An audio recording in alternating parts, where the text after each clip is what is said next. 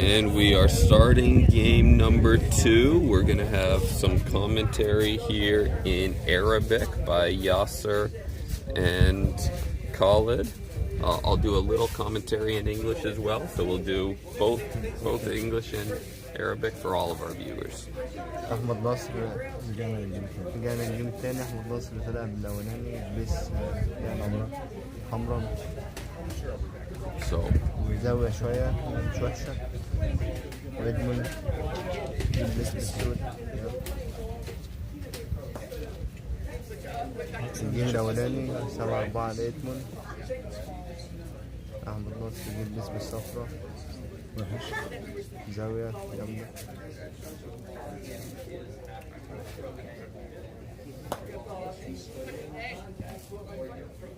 إدموند لعب بولاي يلا.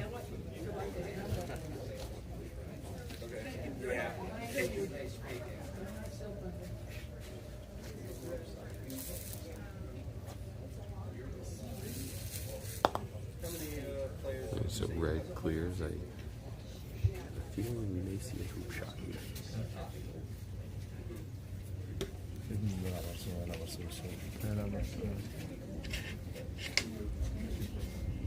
You can move that back, Edmund. Yeah.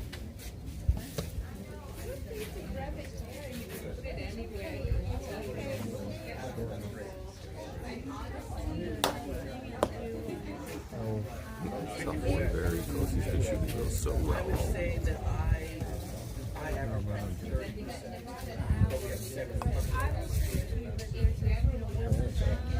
With the soft clear, but one good shot with blue. Edmund's right back in the hoop.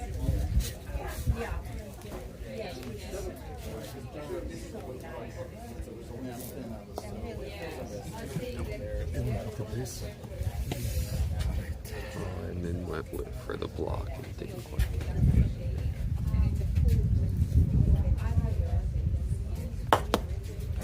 Ahmed. Ahmed takes a 1-0 lead in game 2. Edmund won game 1, 7-4.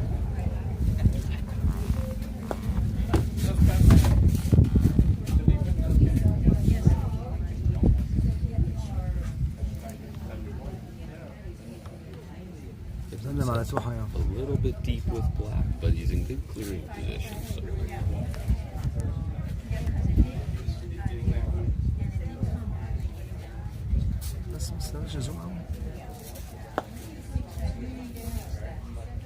Edmund بيحط البذرة الزرقاء. Some good camera work by Yasser Syed there.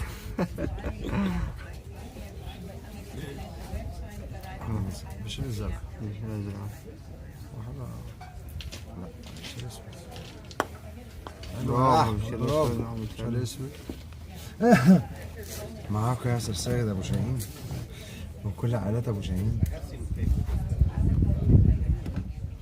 يا توحة سلم على توحة.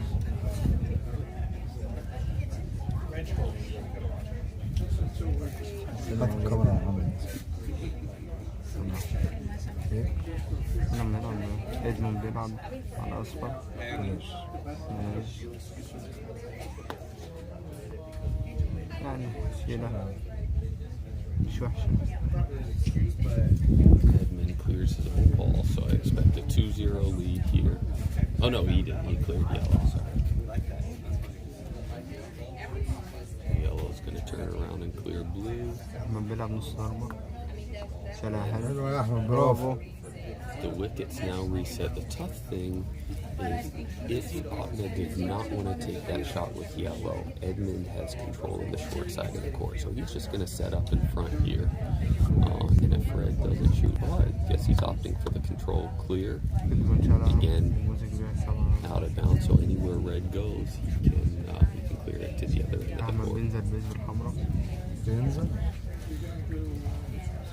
انت بتتعمل كمان جديد يعني. زاوية. Red comes up a little bit short. كويس. اوكي خلينا عشان ادموند.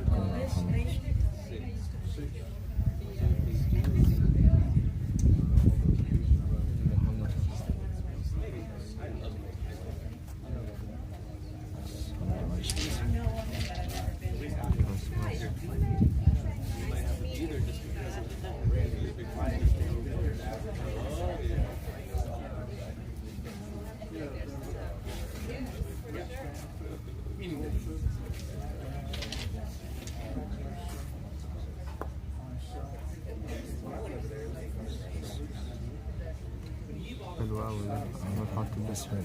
أوي.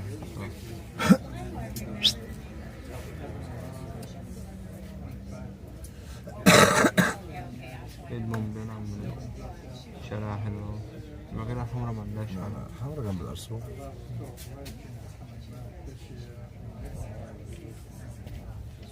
على الشاشة على الشاشة.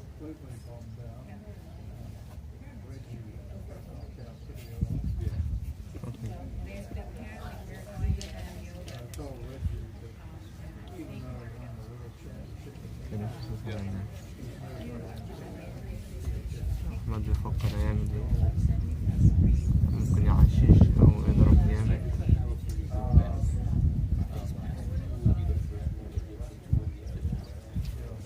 الصفرة على لاين التالت، إدمون شال الصفرة واداها على لاين التالت. أحمد هيلعب أرسو جامد.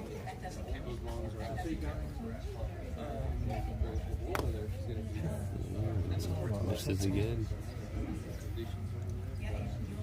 Hoops definitely react better to a smoother hoop shot rather than a harder one. I've seen a number of those at that pace. Edmund's been shooting a lot softer than normal, and he's been running them really well.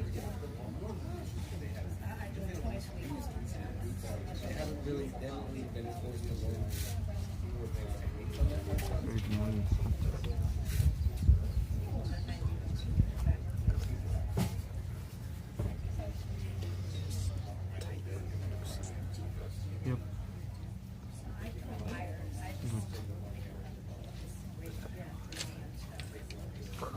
انت بتصور محمد نصر زي البليس. Going for the promotion. That's a great shot. بصراحة. رائع. شايفها برضه. Let's see who makes she'll be able to see red. عندها طبعا. أرسنال. كويس.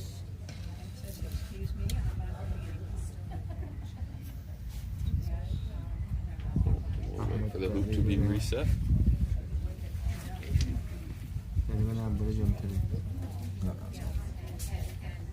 لا بس والله أنا فعلا كده. بنلعب برجل تاني. ماشي برجع كده. ماشي خلاص، ما هو السياسي ده عنده الخمر دولي، هو أمن لله.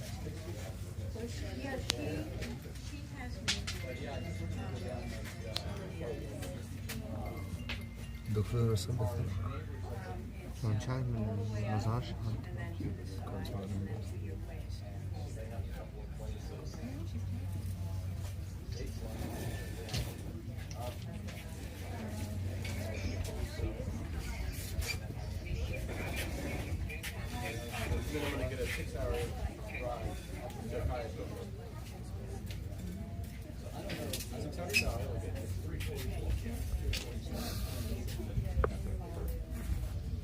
Although I think I paid for the extra bag because we're taking the humanitarian. أحمد طلب $2.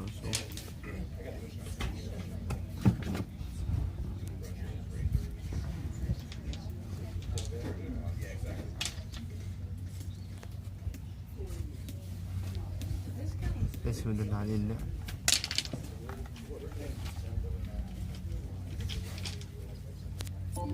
السلام عليكم. السلام على طفل. على كل الناس اللي في مصر.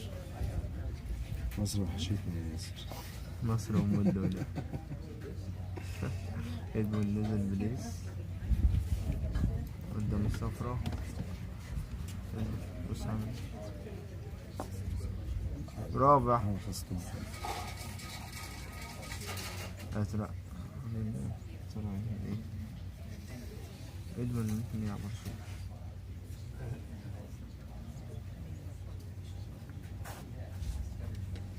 فعلا يلعب أرسنال.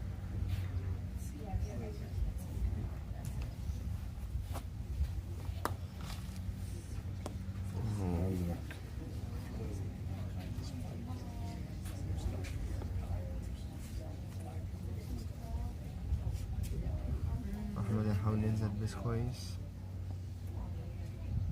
ينزل بيس زاوية شوية بس كويس. Then we're deciding just to play in here, try to get the block on yellow. Just looks like he might have. Very good shot. We'll just see a little stop shot here. Keep control of the hoop.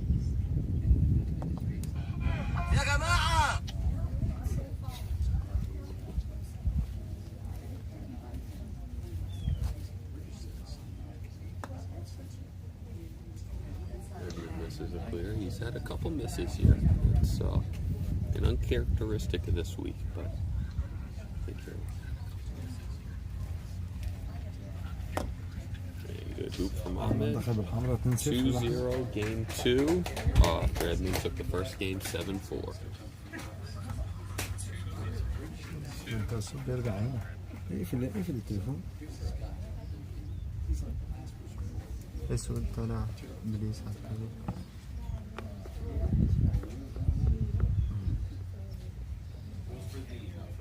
بالشرط. سوي جملة صعبة. لا شرط ما شاء الله.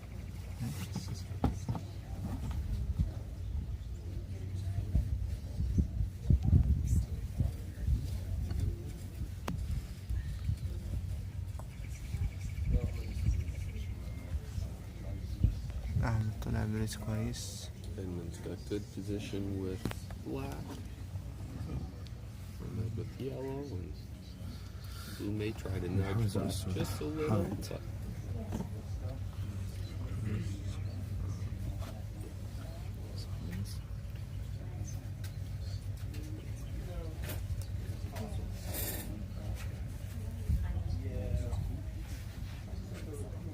أحمد هياخد تبنيس بالحمرا ونستنى شوف اسود هيعمل ايه. بالله عليك. Ahmed sets with red. هيعمل كاشف. So black soup shot must not be حط الناس the كويس. افرع. يلزق في اسود في أزرق. بعيد خلاص. بعيدة. yellow shot أحمد like بيعرف if it's يلعب الحاجات blocked دي. from red. I think we may see him set, but بيلعب دبل موشن. لا لا ستوب. clear and hope to hit red from wherever blue ends up. أحمد يلعب بولاج على الزرقاء.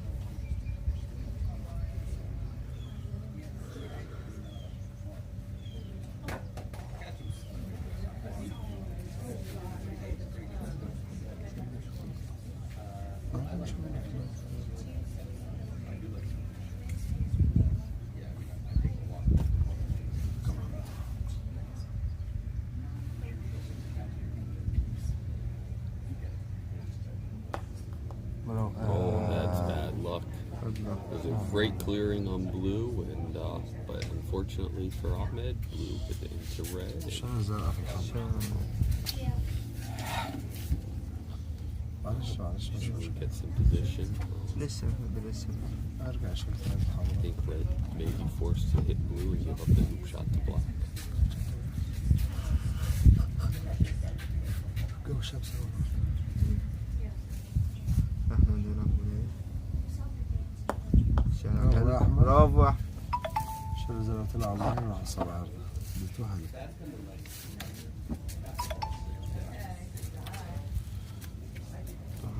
طه هتلاقيها بتتفرج. انت ممكن تخش في منين؟ بس اكتب السؤال.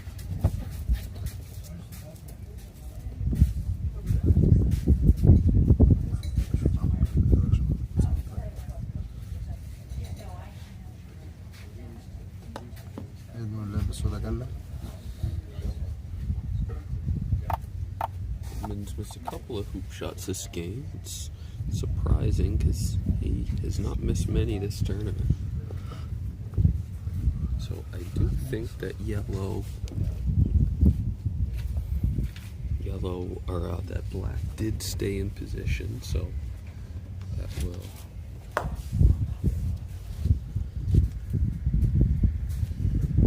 حط بليس. Oh, and it just hits the hoop. It's bad luck. إدمون هيلعب الأرسنال. Let's see. عمري. He may just. He's taking the hoop shot.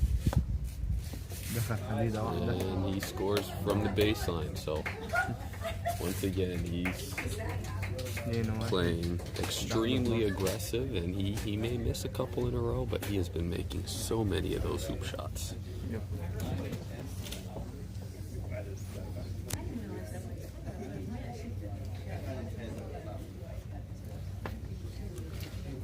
أحمد هيحط الفيرست بليز بالحمرا.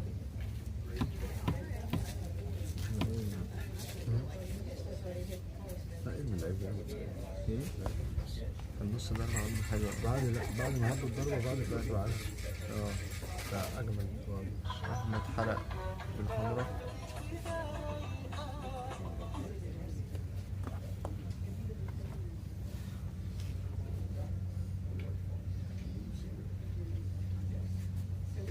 إدمون حط البيس عالي شوية بالسودا.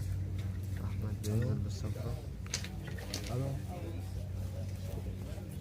Blue is open on red, so black set up, and I think we'll see a nice center ball clearing here. Edmund has not been clearing with the pace he normally does. إدمون بيحط البيس. And yellow may have blocked black, so البيس كويس. he's just setting with blue.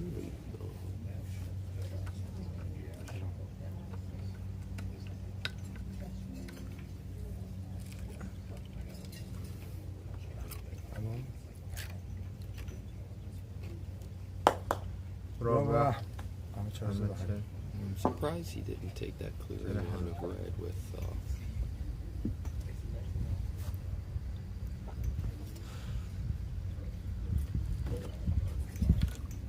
black being in position, but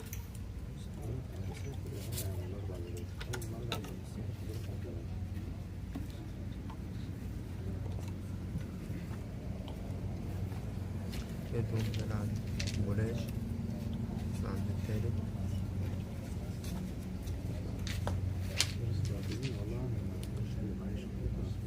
oh, and he hits his own ball, but شال الكرة الزرقاء. I think black must not be blocking yellow.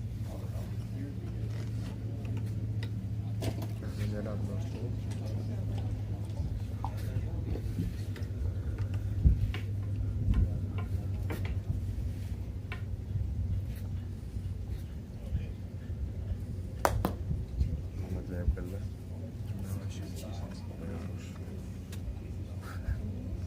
نقول له بني كل سنة وأنت طيب.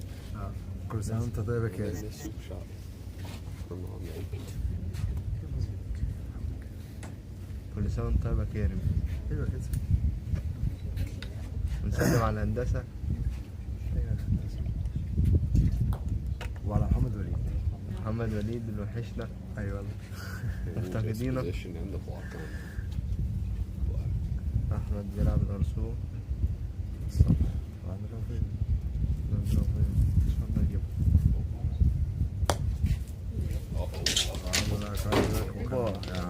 حاجة عنده مش ناقص.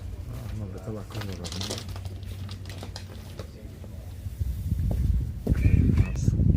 نسلم على الدكتور محمد كمال دكتور محمد كمال. وبنشكره. على كل حاجة عملها معانا. والدكتور رسلان كمان. والدكتور محمد أسلان. والأستاذ محمد حسن. ده شكر كبير. شكر خاص لدكتور محمد حسن. طبعا. تعب معانا بجد والله. Okay, so Edmund has black partially hidden from red. So again, yellow has a decision here. Does it clear blue and leave the tough shot for red with black in perfect position, or does it clear black and give blue the tougher hoop shot? I think he's offering to clear black.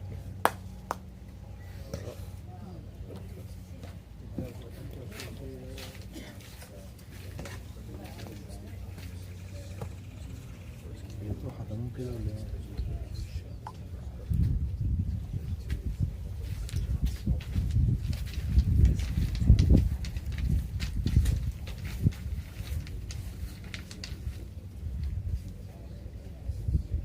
إدموند بيلعب الأرسنال. فدخلنا الاثنين كلها. كويس جدا. اللي بقى لما هبدأ الضربة بقى بيجيلي كل حاجة. Two missed soups here at 4. حط البيس كويس. حلو. طب السناب طبعا. اللعبة زي الخط. هي زي الخط حلوة أوي. The nice promotion. حلوة أوي بصراحة. He does give yellow the clearing on blue, but yellow yellow can't clear blue too far. If it's من اللي بعد انت كويس. side at risk coming up and into red. Looks like he's aiming for us, but I'll pull it to the left at the last second. شايف الزرع حلو أوي. برافو يا أحمد.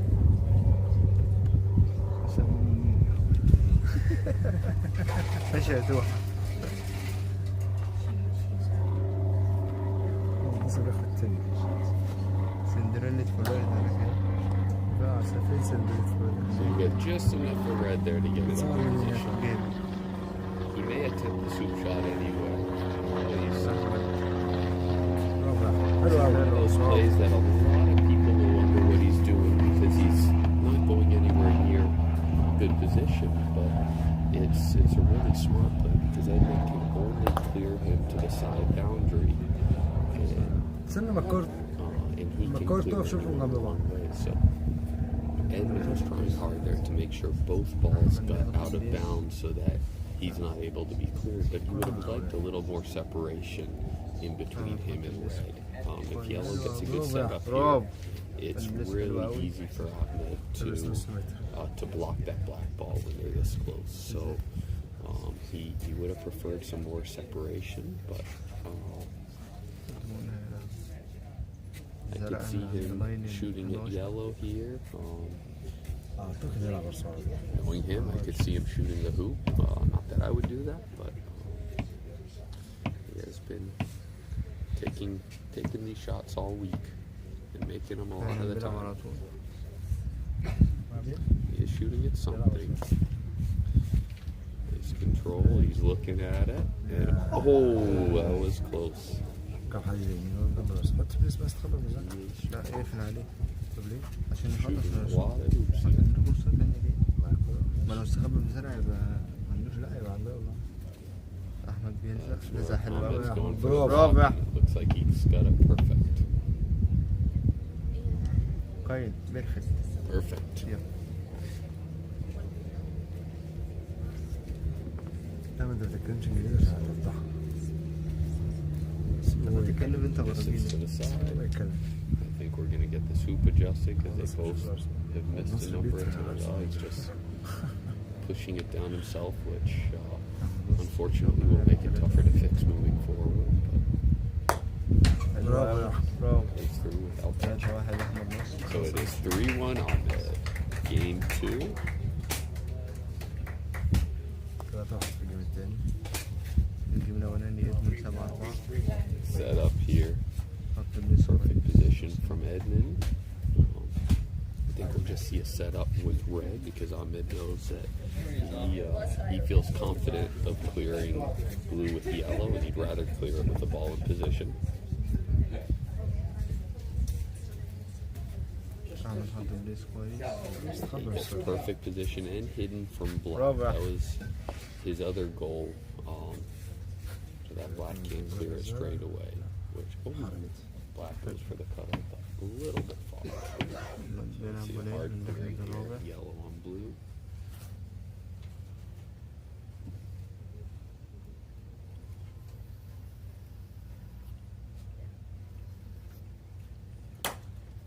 برافو.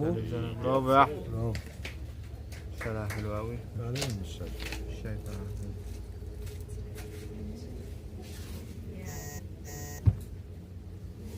3-1 لأحمد نصر. وشايل المركز الخامس.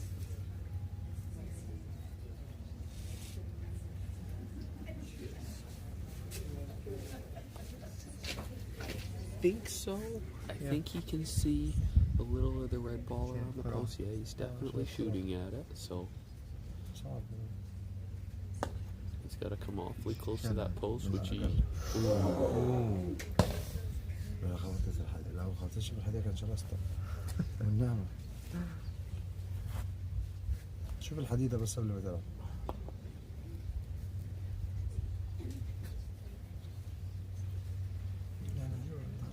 كان بيمثل في جنيه عشان جنيه. أحمد نصر. كل ما بيلعب سمع. رقم خامس.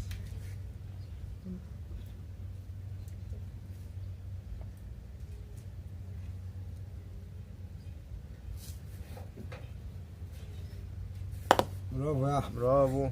4-1.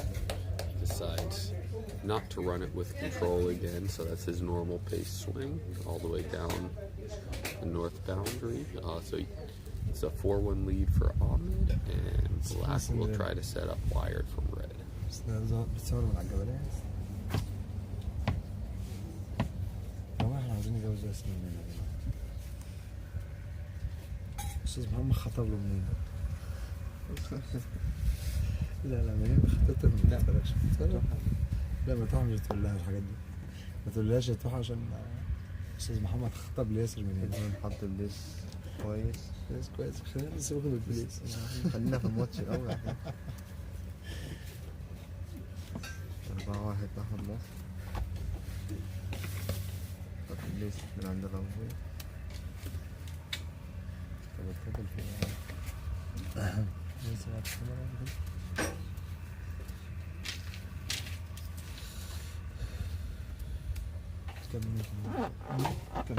لا والله ابدا. إدموند حط البيس هنا.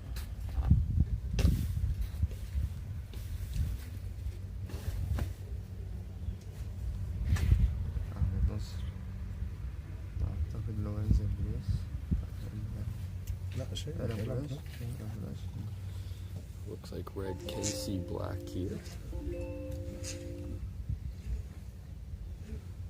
So again, we can see just how far off his aim is, and then he corrects it in the middle of the swing. So he wasn't corrected enough here, so I expect it to be 4-2 momentarily.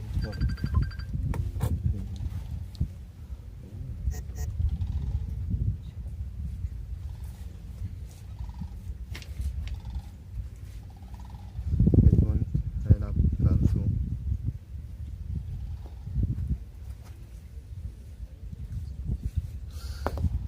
اثنين 4-2. Ahmed Nasr. Game 2. Edmund won game 1, 7-4. That's a good setup with yellow. أحمد نصر حط البيس كويس على السابع.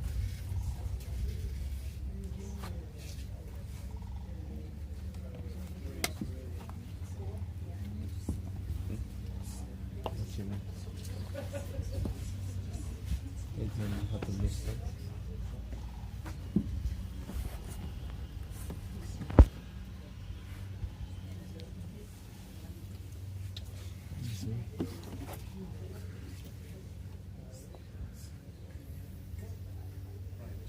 أحمد نصر يحط البيس عند الرافوي.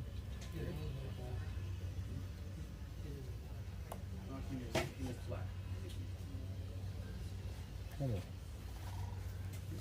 حلو برافو. حط البيس كويس. Good برافو يا أحمد. إدموند هيلعب مخدش وقت. لا ما خدش وقت.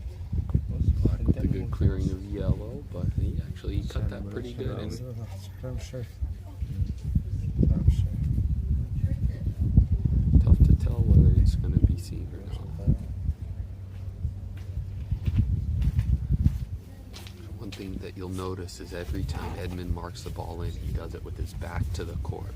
That's to make sure that he cannot be accused of cheating, trying to position the ball where it has a shot if it doesn't, or does not have a shot if it does.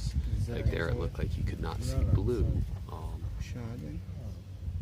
I expect blue to run this all the way down. Oh, another rejection. Have not seen many missed hoop shots from Edmund. Oh, and we'll need to get a hoop fixed again. أحمد نصر هيلعب بالحمراء. مظبوط. عارفين؟ عايز أشوف بس مش سياسة. بص ياسر. برافو يا أحمد. أحمد دخل 5-2. كانت حلوة أوي. Run good to take a 5-2. إدموند البيس.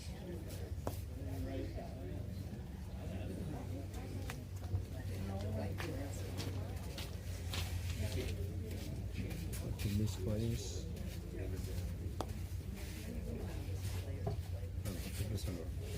حلو. عادي شوية بس كويسة.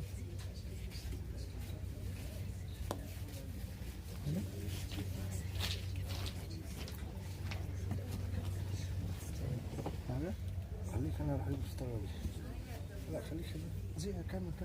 ماشي. Alright, so the danger here for يلعب Ahmed بالوجه السوداء. is if he leaves that black ball, can hit the right side of red, and not only of yellow, not only could it score, but it could also get down to hoop 9. So that was an important clear for him, even though I expect black still to clear yellow, blue still to win this hoop. That saved him from giving Edmund the advantage to hoop 9, which is one of the most important hoops in croquet, because you've got 9. If you run it well, you get down to 10, and then 11 and 12 are both close. So that was a big clearance from Ahmed to at least preserve his advantage to 10. So Edmund's just trying to come in for the tight block, which he almost gets.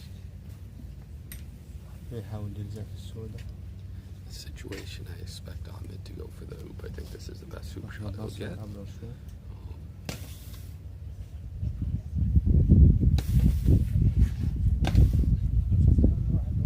Thanks, Edmund.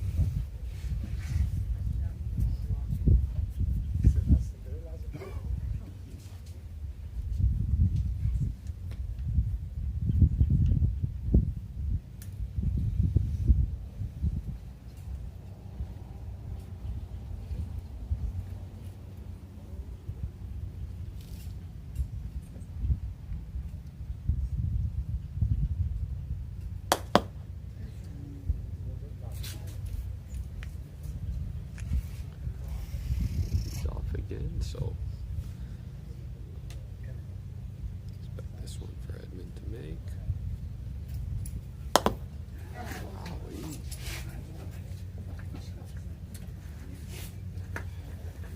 he's in a little slump right now. الجو حر أوي النهاردة. قوية جدا.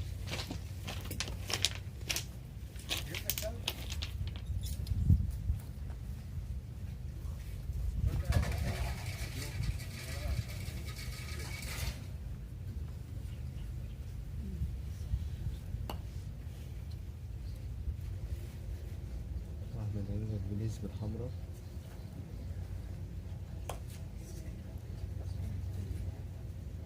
تبليز كويس. رابع. So he's challenging the swoop shot, knowing Edmund's missed a couple, but he doesn't even think twice. He just steps up and wow.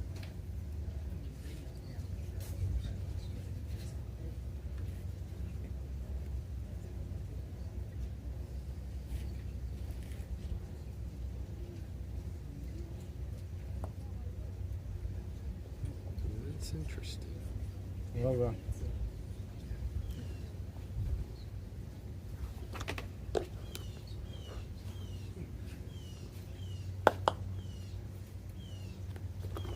Need to reposition the camera. It's been in the sun and getting a little bit hot. There we go.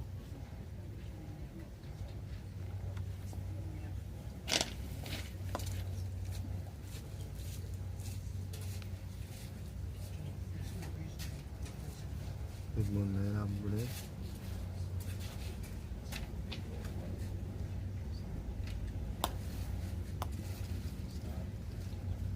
عشان حلو أوي.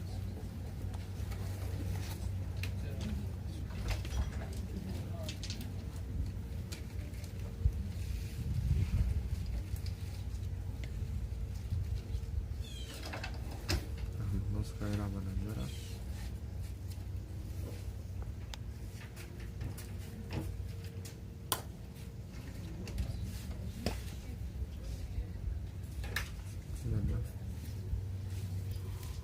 إدموند هيلعب أحمر.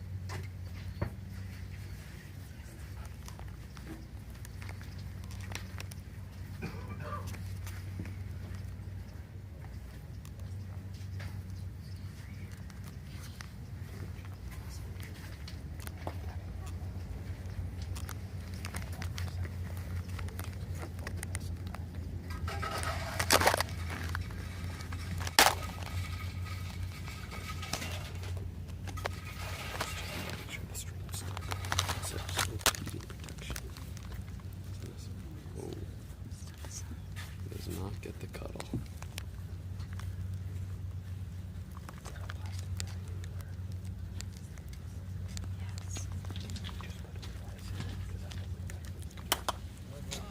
And Ahmed clears black.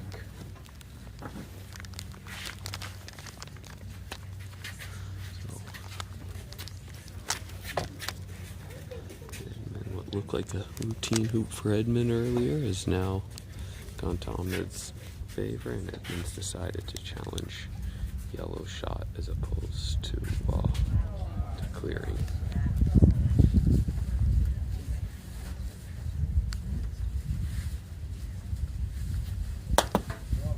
Right through, so it is 6-2. 6-2 Ahmed.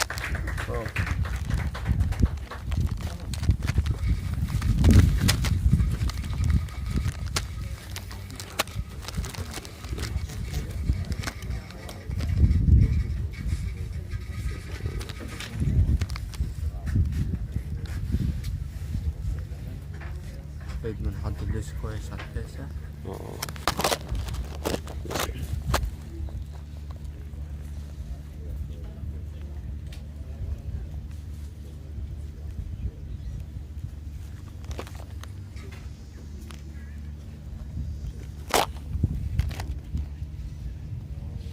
أحمد بيلعب بولاش.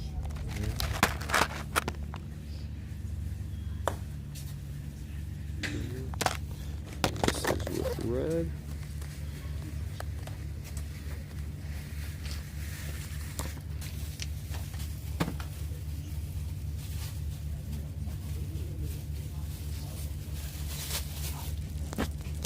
Put that in the computer.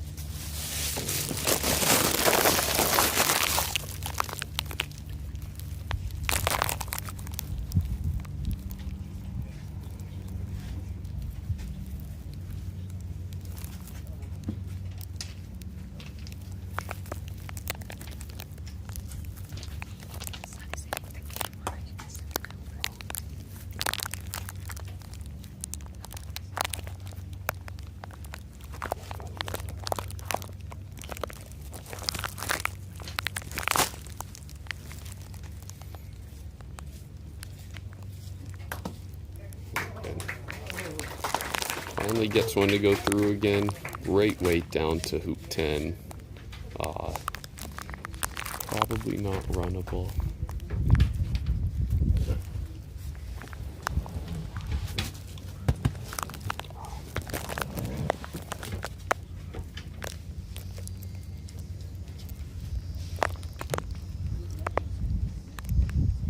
Red went a little far there, so Edmund trying to hide from it with red, or hide from it with black. I don't think he got it. So yellow's gonna set, and Edmund's got a couple options. He could try to block red on black. He could go clear yellow straight away. Looks like he may be taking on a tough angled hoop shot. He's been shooting hoops all day, and not gonna stop now.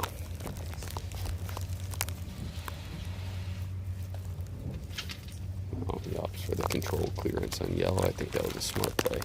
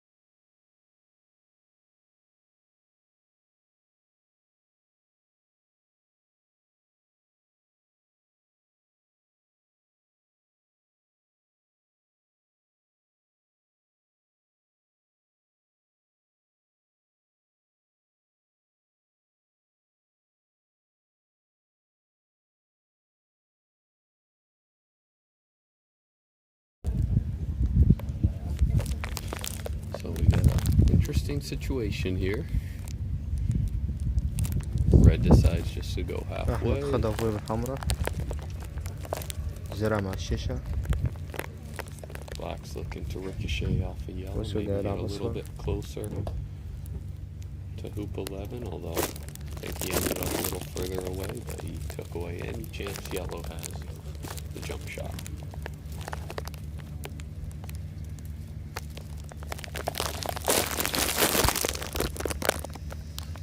أحمد هيحطها فوق.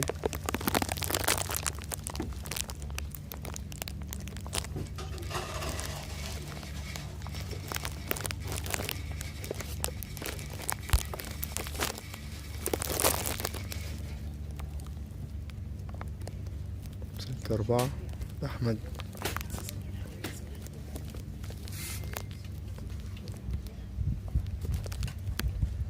أحمد حط المساحة حلو أوي، بس كويس.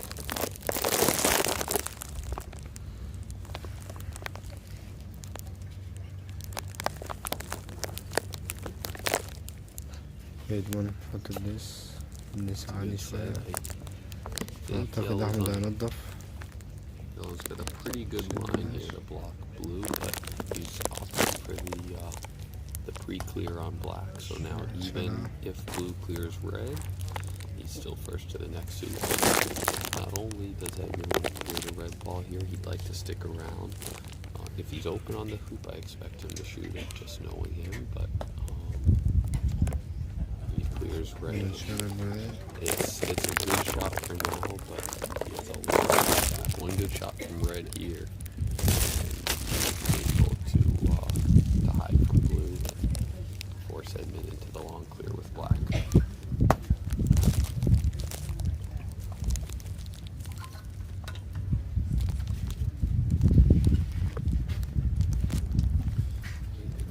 Not able to hide from blue. So I think Edmund will probably try to set here and clear with blue, but even if he does that, it still will have about a 10-yard clear, probably with yellow in front. So I guess a little stronger than he'd like, but very reasonable for him.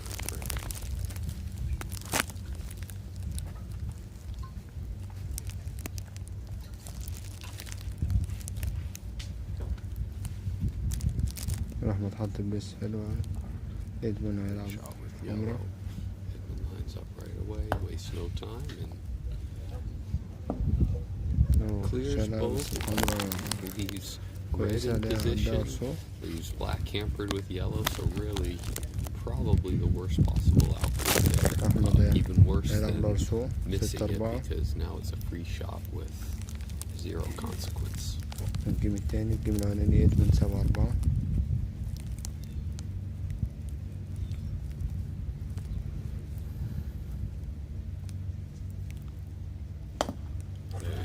And برافو يا أحمد. It takes game 2, 7-5 or 7-4. So they traded games by the same score. We'll take a slight break and be back with the commentary at the start of the next game.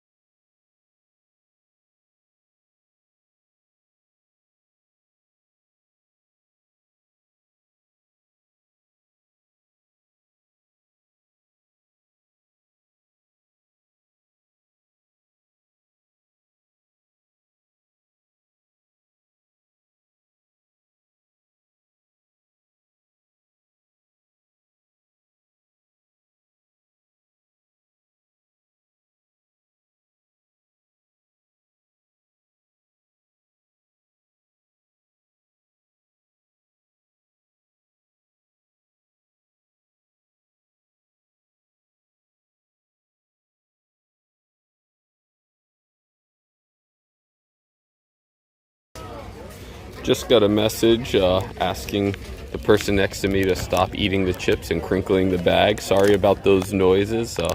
Actually, we are having to hold a bag of ice on the phone to cool it down because it was starting to overheat. So I should be able to take that off shortly. We've got it in the shade now, but sorry about those noises. It is keeping the live stream going.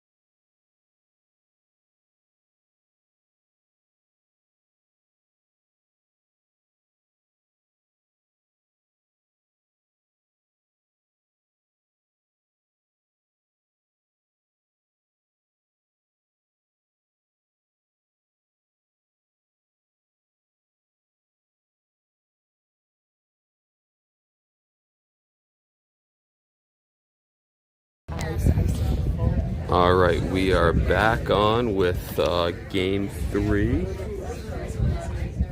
Edmund was first to set up with blue. Red set up nicely in front, and black with the close set. So I expect here we'll see Ahmed try to clear.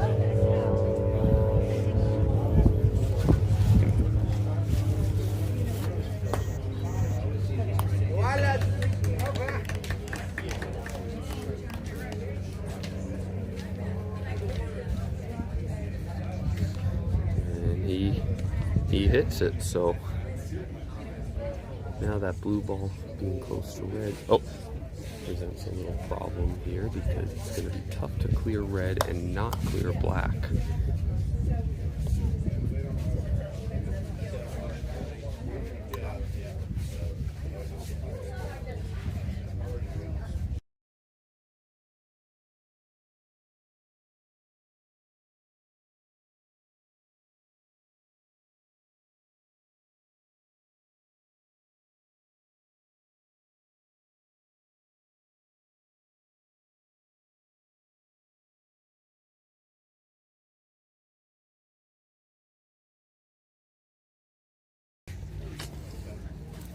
Sorry about that. So yeah, that was a little unfortunate that black was so close to red because he cleared red into black and it stuck around.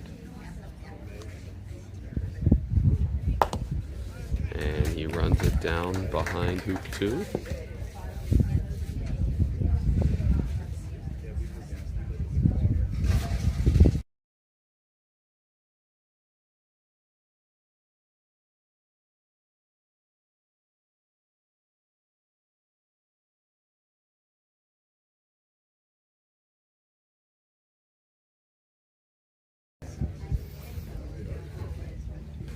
So Edmund's got the long cross court set up here, starting from corner 1 to get in position. And again, he's hoping, oh wow, that hit the center peg and did not end up where he wanted.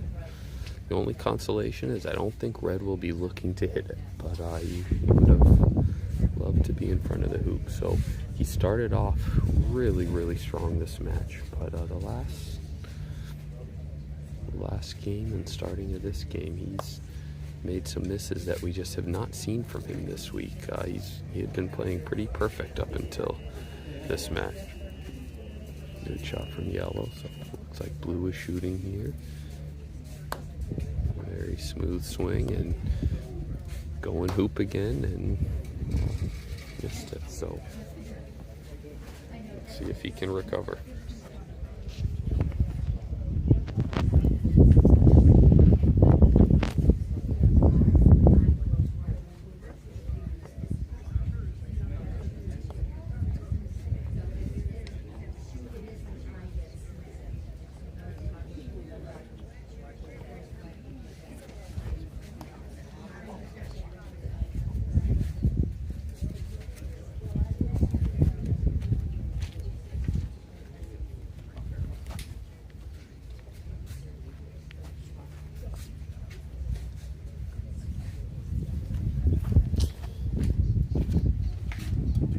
Ahmed with 2 balls in position here.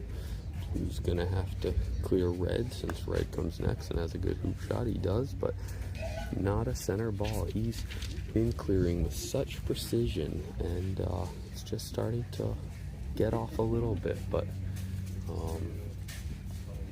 his demeanor really is identical to what it's been. So I think once he sees one center ball clearing, he should be right back in this.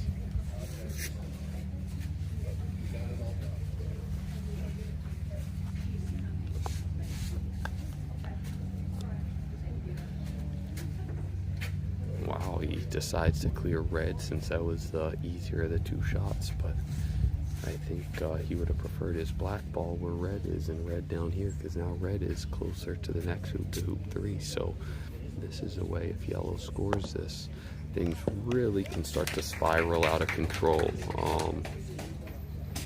You know, croquet is a game where a lot of times it goes 1-0, 1-1, 2-1, 2-2, and you try to avoid the situations where you give up multiple hoops in a row. Most of the time that'll happen on odd hoops because you can run the odd hoop all the way down. So if you give up 1 and 2, it's not the worst thing in the world, because if you get good position at 3, you've got the advantage for both 3 and 4. But by him promoting red over to 3, red now has a shorter clearance on blue, and he's able to start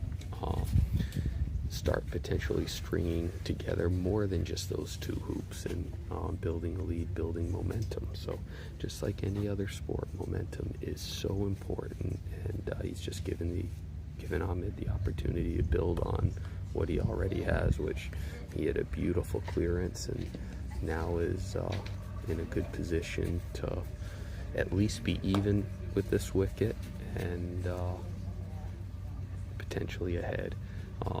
Edmund's decided to go out of bounds behind the hoop, knowing that anywhere he's set up on the court, red is close enough to hit him across the court. So by being out of bounds, he's hidden, or he's not able to be hit across the court.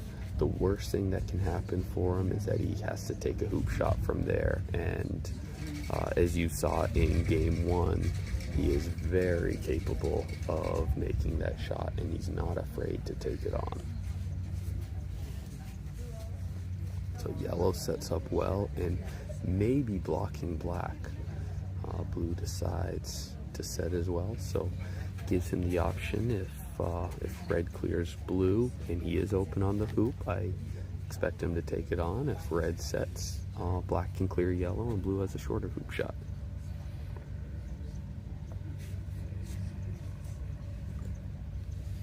So red decides to set. He may be blocking blue there, or blocking blue's hoop shot. So since he's moving the boards, I expect that Edmond is shooting at something here. It's tough to tell from this angle if it's hoop, if it's yellow. Almost looks like he's looking hoop, and yep, he is, and he runs it all the way. Oh, and he runs 3 and 4 in one shot. So that right there can be a game changer. Not only does he run 3 and 4 in one shot, but yellow looks like it is blocked from hoop 5, so yellow can't even get position in hoop 5. So what looked like Ahmed stringing together those 3 hoops in a row, now with that one shot, looks like Edmund is in clear control of being able to go on a little run of his own and really turn the momentum back in his favor in this match.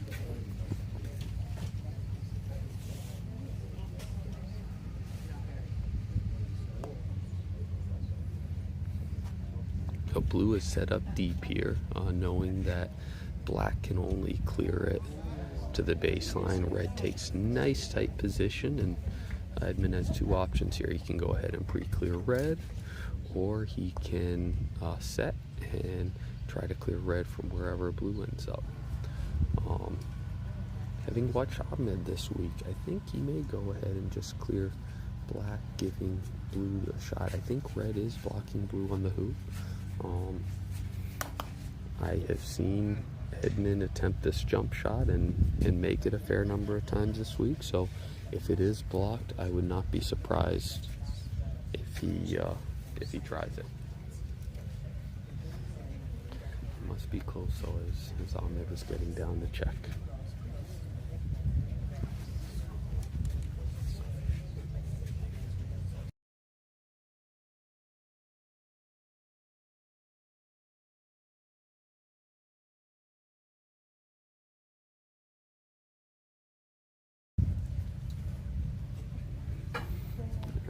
See if he's got a hoop shot, or if he's going, looks like he has a hoop shot. He does, and runs it beautifully down just north of hoop 6. So again, Ahmed really needs to get this red ball hidden from blue, otherwise one good set with black and blue can clear red, and It's amazing watching Edmund play at how quickly he can start stringing hoops together once he starts feeling it. Red must be hidden from blue, and he starts feeling it. He just starts shooting from everywhere.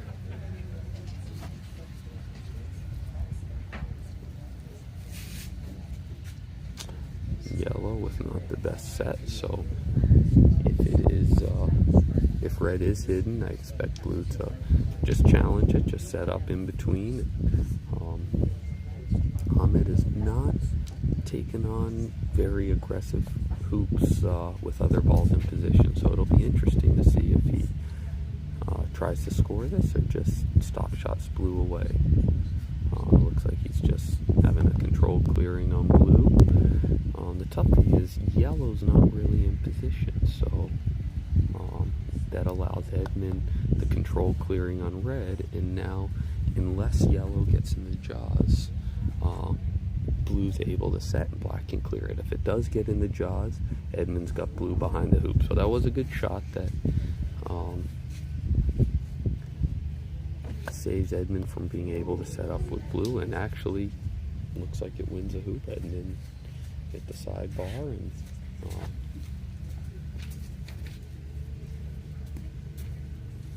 tough to tell if black can hit it out from there, but Ahmed choosing to just play in with red just in case.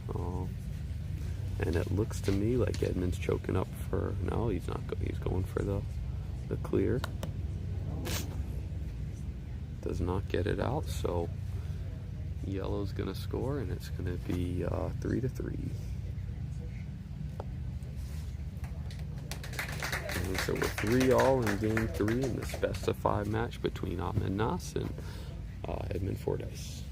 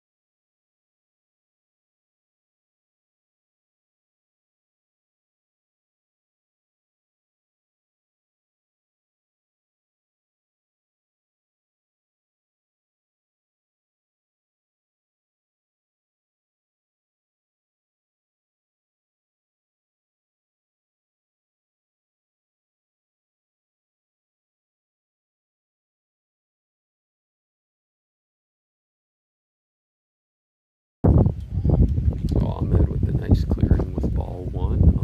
Even though yellow was in position to clear it with ball 2, yellow can't clear it very far. So by hitting the right side of blue there, and he's taking control of the north boundary. So just like we saw Edmund with hoop 3, the very worst thing that can happen is he has a hoop shot from the boundary. He has not taken as many of those on this tournament, but he is more than capable of making them. So we'll see black, and then would have liked black in better position there. That will make red's hoop shot a little bit juicier, knowing that if he misses it, black's still not in perfect position, and anywhere he sets up, black's just going to hit it. So there really isn't much point in doing anything other than taking on this hoop. It's almost like a free shot. Again, he sets up instead of taking it. So we'll see what Edmund's decision is here, but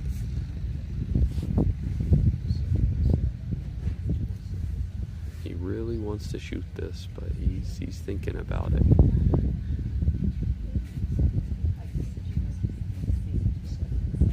Opting for the clear on red, hitting that right side, so he has a slightly shorter shot than red will on the ball. So Ahmed's going to decide whether he goes out of bounds and where black cannot clear him or whether he sets up tight and he opts to set up and give black the clearing. So the feeling we'll see blue set up here and red clear blue straight off the bat, so that black has to clear yellow to stay in the wicket.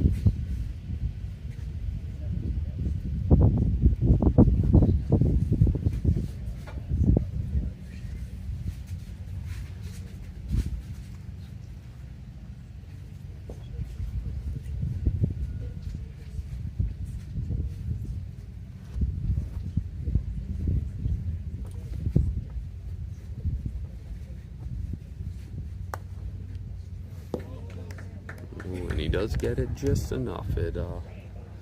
It's no longer in scoring position, so Edmund's just going to see what he thinks of yellow's shot.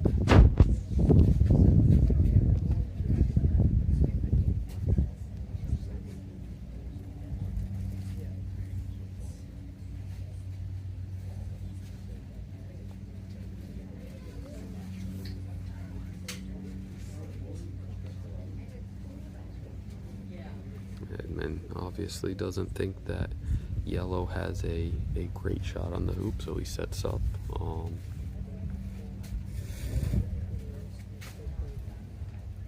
see what Ahmed does.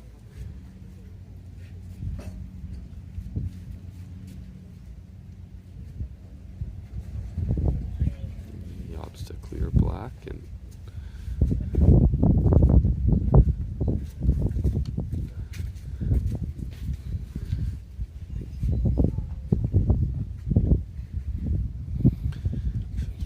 controlling the boundary still, but I think wherever red goes, black is gonna clear it, so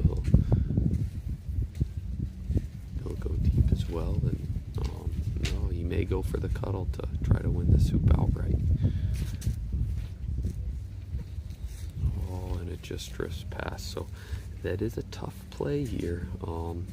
You know, with the courts being this fast, any little break gets magnified, and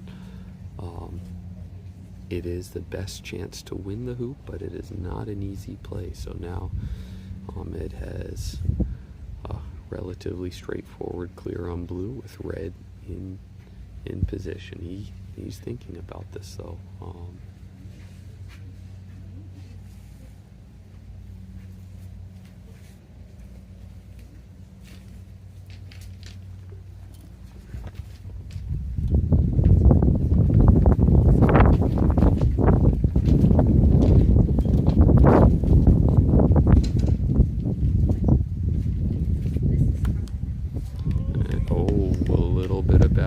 There, unless, oh, not quite behind the post, so Edmund's shot is about half the distance he thought it was going to be when he hit it.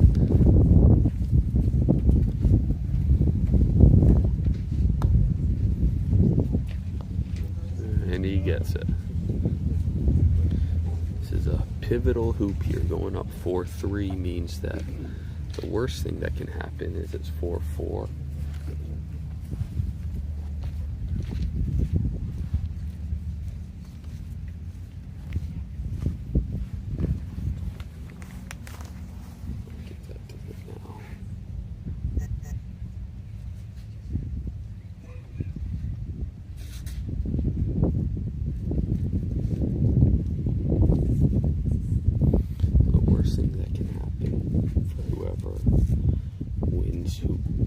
Hoop 7 is that you're 4-4 in first to hoop 9, which in my opinion is one of the most important hoops in croquet.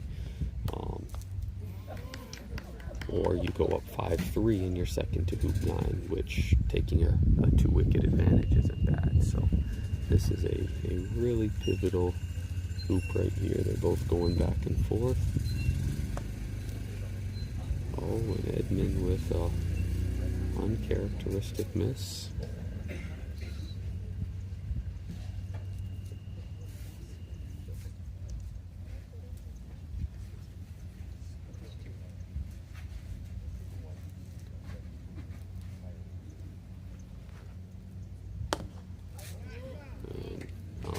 sends it down to the south boundary. Great hoop. So it's 4-3 Ahmed.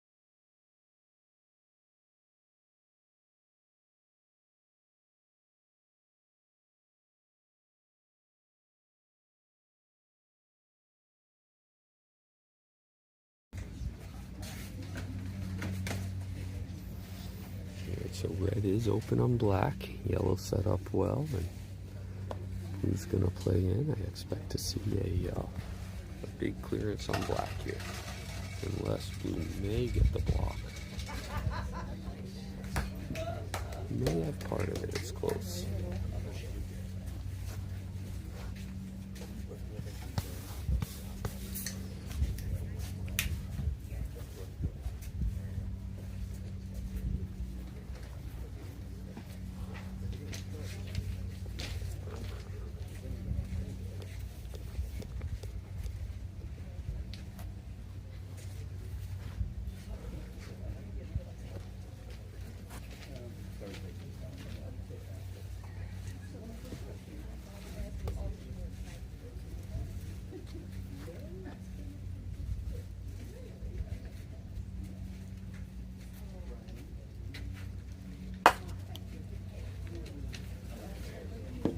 Blue had just enough of the block to get in the way there. I think he could have hit black, but not all of it. That one would have made contact and probably would have sent black to the other end of the court. So we'll see here. This is one of those situations where I think that from what I've seen, Ahmed would hit the control clear on yellow, knowing he's got two balls around. I think we'll see Edmund going. Oh, he's changing his game style.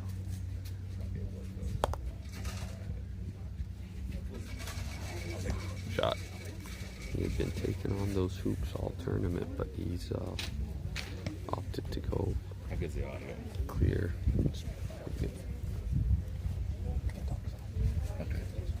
So I'm joined here, but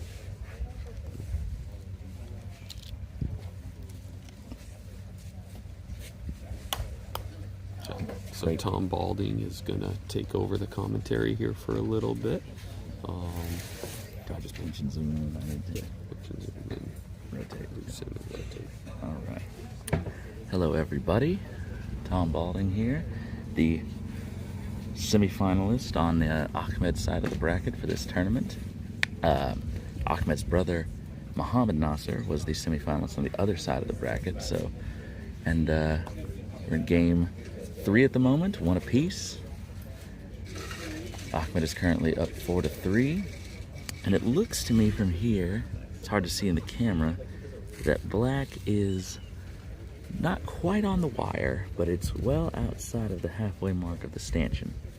So I don't believe that's runnable. He would do very well to get it even a little ways into the jaws. Blue's laid up in good position, and thankfully where yellow has ended up, there's no in-off opportunities for either ball, and he would probably be able to get some sort of a wire here. Ahmed shooting at blue to try and get it off position. Hits a pretty good shot, but is a little unlucky to end up dead behind the hoop. So Edmund here might have an opportunity to go for a very powerful wire. So he has opted to try and play that into the jaws, but again, he was very angled, so it actually hasn't gone into the jaws so much. It's kind of almost resting on the inner edge of the left-hand wire from the view of the camera. So here's our Edmund. Didn't you say last night you don't like jawsing the ball? I don't know what I have.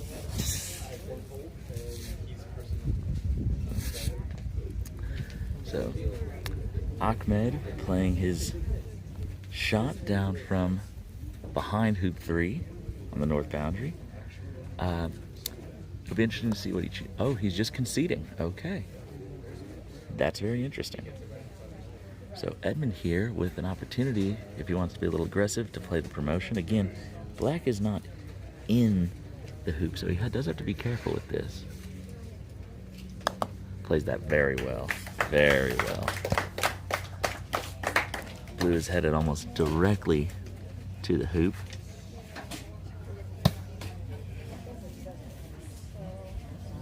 So he came up just a little short of position.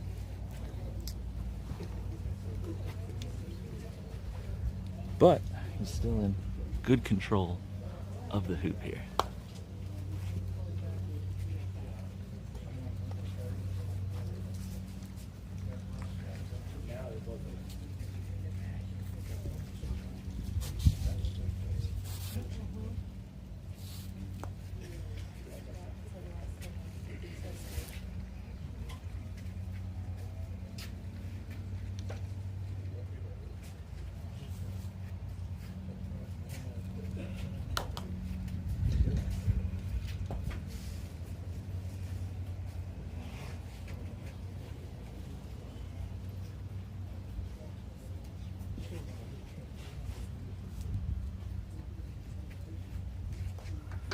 All right, so Ahmed lagging red up into about a little less than 1 yard position. Edmund has a very difficult choice here. He can't clear yellow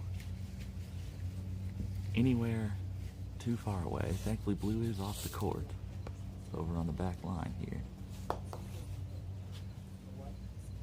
And he manages to hold a decent position, 3 yards in front of the hoop. Yeah, closer to 4.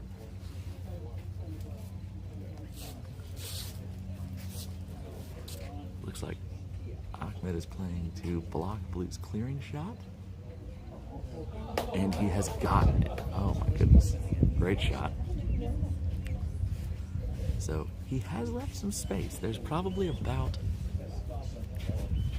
that's 4 or 5 inches, a ball's width, a little more, between those 2 balls.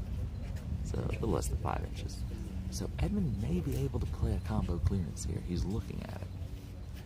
This would be a very, very difficult shot for those of you who have attempted these. These are, even when they're roughly straight, they're fairly low percentage. And it looks like he is going to have to put a significant amount of cut on this. The main problem with these shots is twofold. Number one is the draw that can be put on the ball when you hit it off at an angle like that. These are the new Invictus balls, so the amount of pull that they have is not quite known yet. No one's had a lot of comfortable experience playing association with them or anything like that, where they might be able to understand how much or little they have pull. And then the second part of those shots that's difficult is if you miss it, as Edmund has, he has sent yellow all the way to the north boundary. And Ahmed with a good hoop run there, and gets comfortably down, probably about 8 yards south of hoop 10.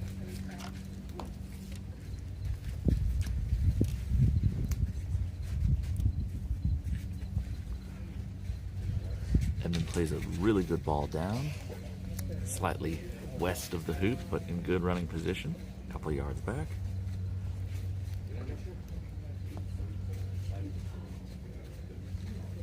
And Ahmed underhits that.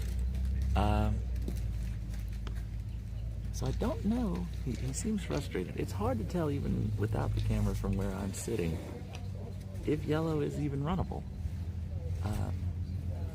Oh, blue is definitely not runnable. He has overrolled that by a decent amount.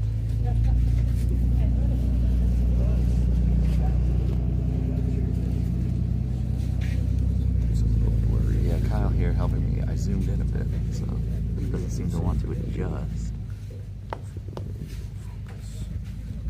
Ahmed attempts the 8-yarder at the hoop and bounces off, leaving Edmund his shot.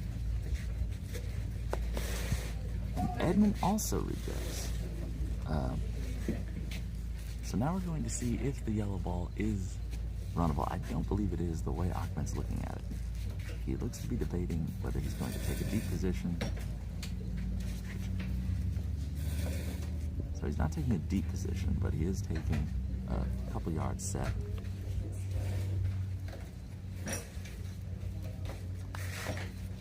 And then pre-clears, manages to get off the lawn.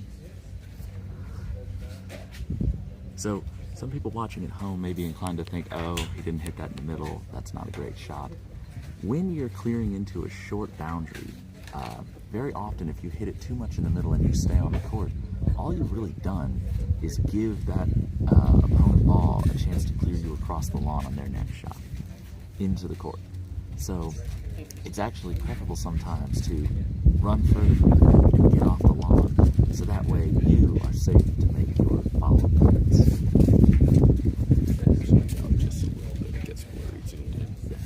So we're gonna not zoom in as much as I had it. The phone that we're filming on does not seem to have that level of clarity when it's zoomed in. So I'm going to do my best to just make everyone aware of exactly where the balls are from my position, and hopefully you'll be able to see on your monitors clearly enough.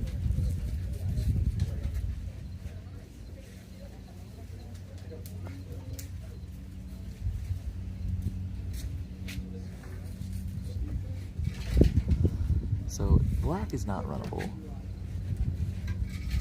I think he may have been attempting to get crosswired from red. Ahmed's lining up a shot. Looks like he's hitting blue. Center balls it. So Edmund just overrolled the wired position there. It has left red in good position as well as yellow, and blue has been pushed almost all the way back down to hoop 9. So we will see how Edmund decides to play this. He really does need to clear yellow. It's too easy to run. And that would send him 6-4 down, I believe.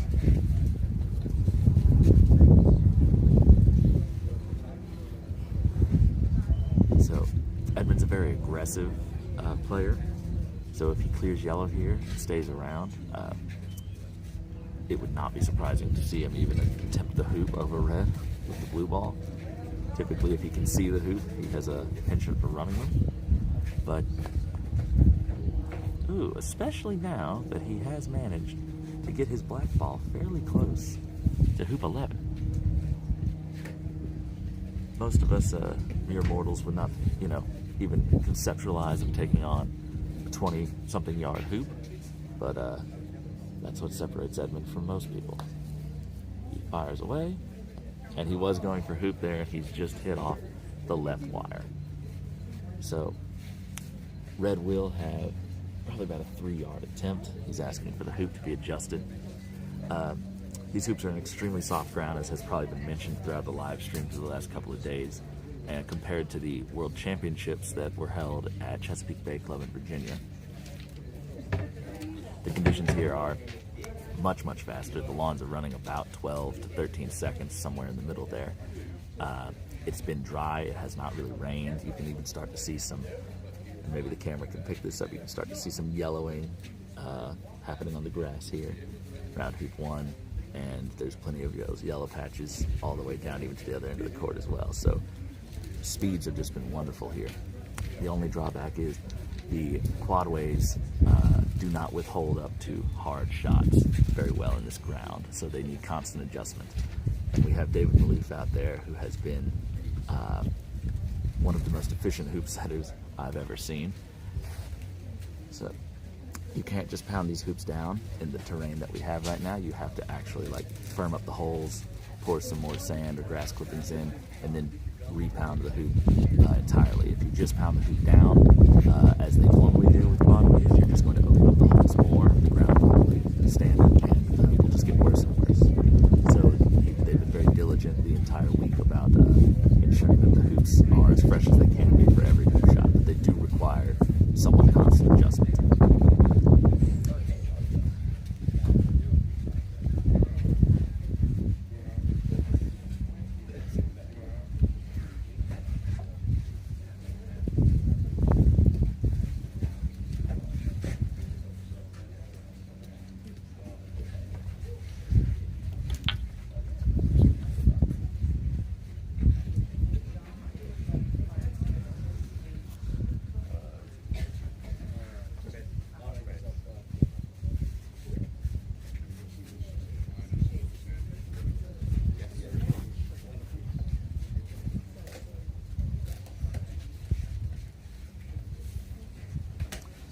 All right, the hoop has been set, and Ahmed will be taking on this 3-yarder.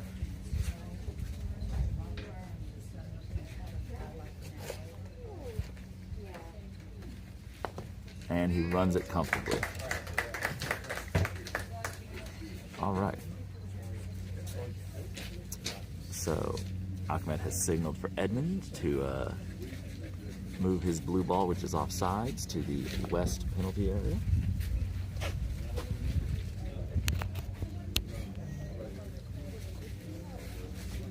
And Edmund lays in a good ball in front of hoop 11.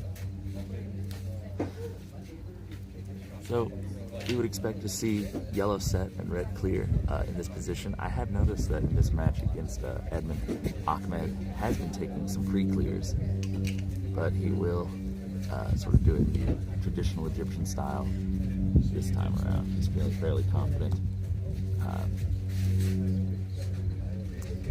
Edmund slightly overhits with that ball, does not get in good hoop running position.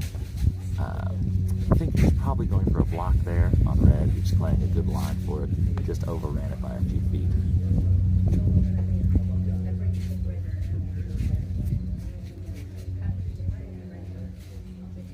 And here comes the big clearance on black.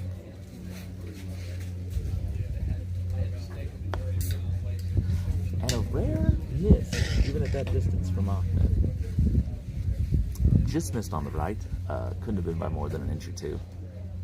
He looked very disappointed. I think for a minute there it looked like it was on a good line.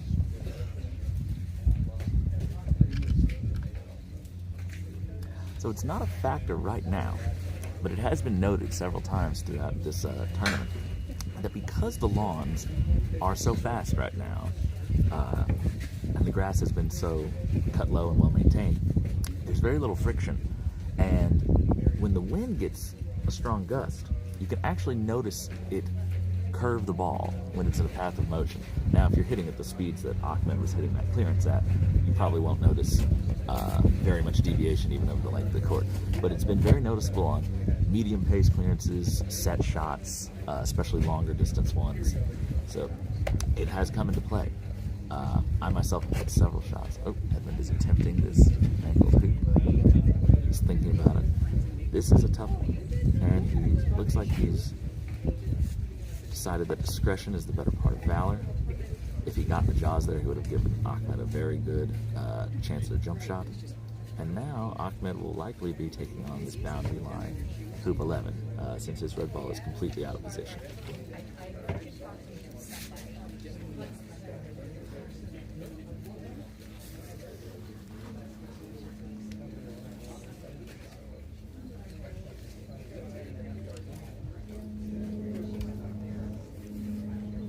Actually looks like he's aiming at black, but it's hard to tell. Nope, that was the hoop. So, for viewers who saw that maybe straight down the barrel of the camera, you'll notice that Ahmed's body alignment is actually very different from where he's aiming.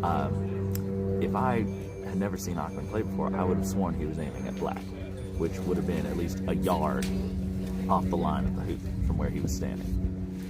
But he is one of these players that he lines up well to the right of the target and he kind of crosses his body when he shoots. So he's never actually physically aimed at the target. So, and it speaks to the consistency of his swing, that he has achieved the level of play that he has, 2 world championships, 2 more world finals, and countless other titles, while being that far lined up away from the ball. So his swing is just extremely consistent, extremely grooved in. And Edmund attempts to jaws that ball, and unfortunately hit it far too well and slips through the hoop by almost a yard. Yellow will move to the offside position on the east boundary. So that makes it 6-5 to Ahmed. And Edmund will probably be thinking of promoting here. The problem is that red is not that far away from hoop 12.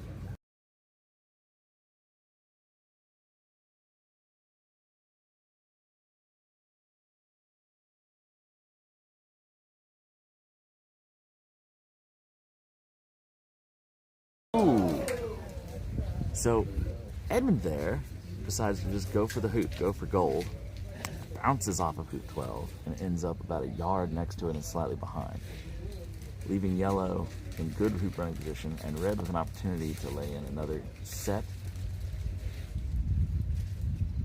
I'm surprised he didn't try to play for some sort of block there. He looked like he was close to the block line to begin with. Edmund wants, I believe Edmund's asking for the hoop to be checked. I think he's going to take another hoop shot.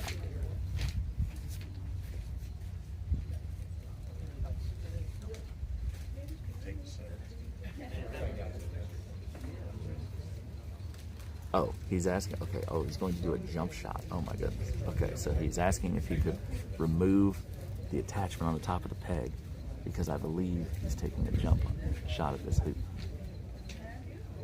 Or yellow, I cannot tell from this angle if yellow is hampered.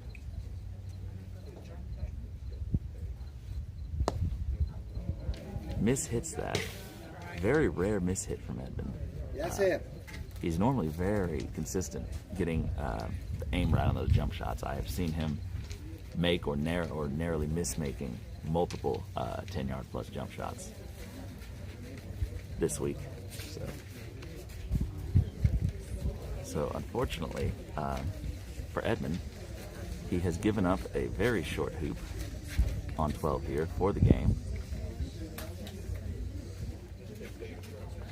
This is probably about a 2-yarder, not even quite, at 12 for a 7-5 victory from Ahmed. This would put him up 2-1 after Edmund won the first game in rather spectacular fashion.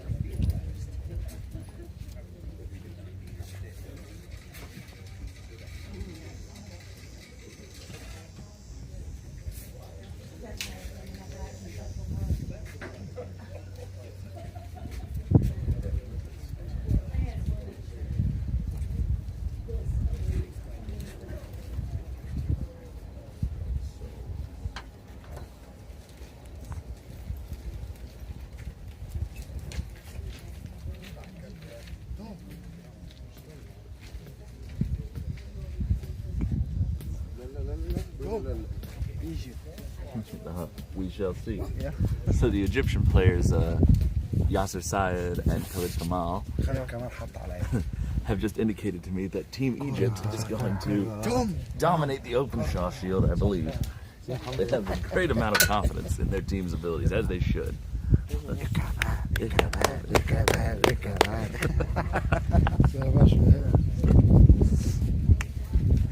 It's been said multiple times by many others, I'm sure, but I'll just take the opportunity to say it again, is that having the Egyptians here with us, both for the Worlds and for this smaller tournament we've put on, has been a great honor. They are wonderful people, wonderful competitors.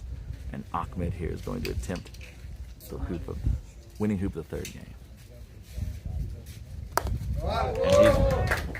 And he's got it.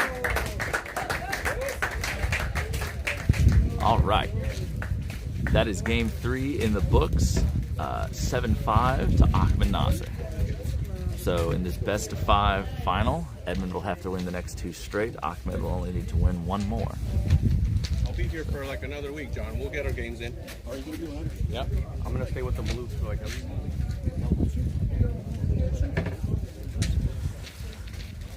So we have a wonderful crowd. I'm just going to pan over to the crowd real quick. They're about to start setting hoops, but everyone can see we have an absolutely wonderful audience here. Hello, Brian. One of our competitors, Brian Lozano, the top player from Mexico. Here comes David. But really nice crowd that came out to watch this match here on our finals day. It's been a wonderful tournament. The average, we only had 12 players, but the average grade, I've been told, of this tournament among those 12 players is around 2,500 D grade. And that is with the inclusion of Zach Watson, who, as many of you know, is one of the premier association players in the world, one of the top in America. He has not traditionally played much golf croquet. This was his second ever golf croquet tournament. So his D grade is shockingly low, much lower than it ought to be. He's probably sitting around at 2,200. But with that being said, he gave competitive games to several ex-world champions. And I'm sure if he takes the time to dedicate more of his efforts to GC, we'll very quickly see him into the upper echelons of the rankings as well. So that it just speaks overall to the extremely high quality of the field here and the croquet that we've seen over the past 3 or so days.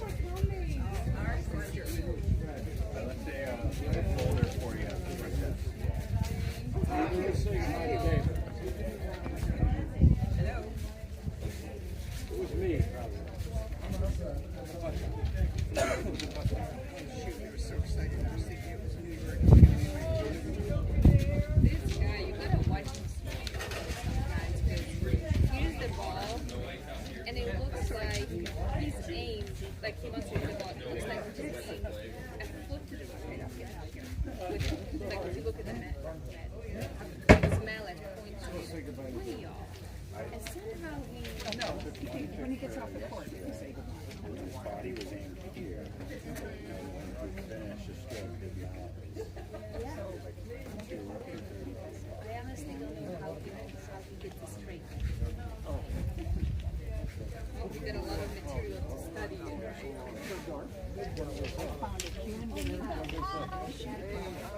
Alice's mom is in the chat and says, I can't help feeling very bad for those poor hoop setters. How many times has the poor chap had to come out with that big old red mallet? More times than any of us would care to count. The hoops are reset between every game that has gone on since the first day of block play.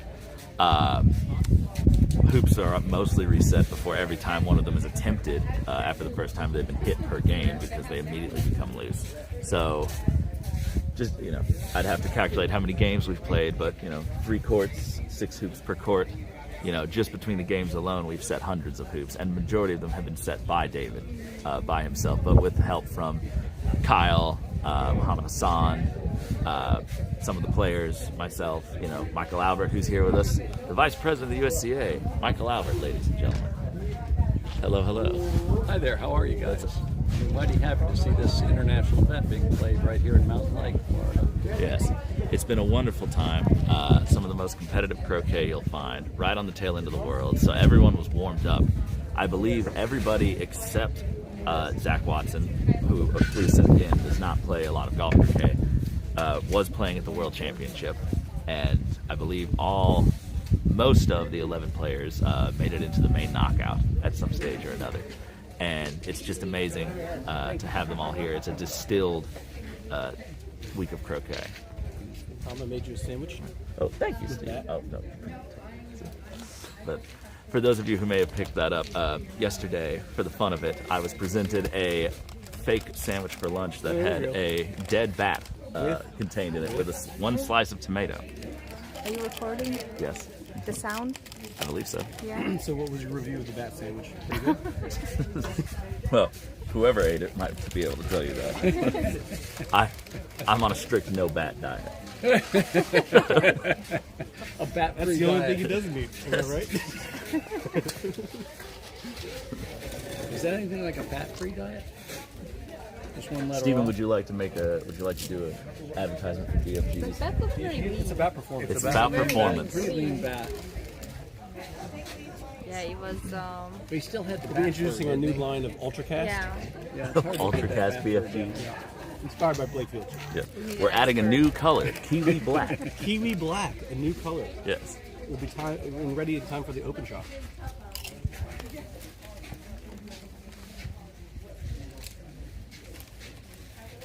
So, I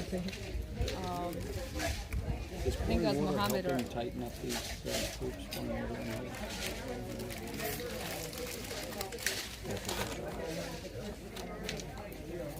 yesterday at dinner. Oh, you were there.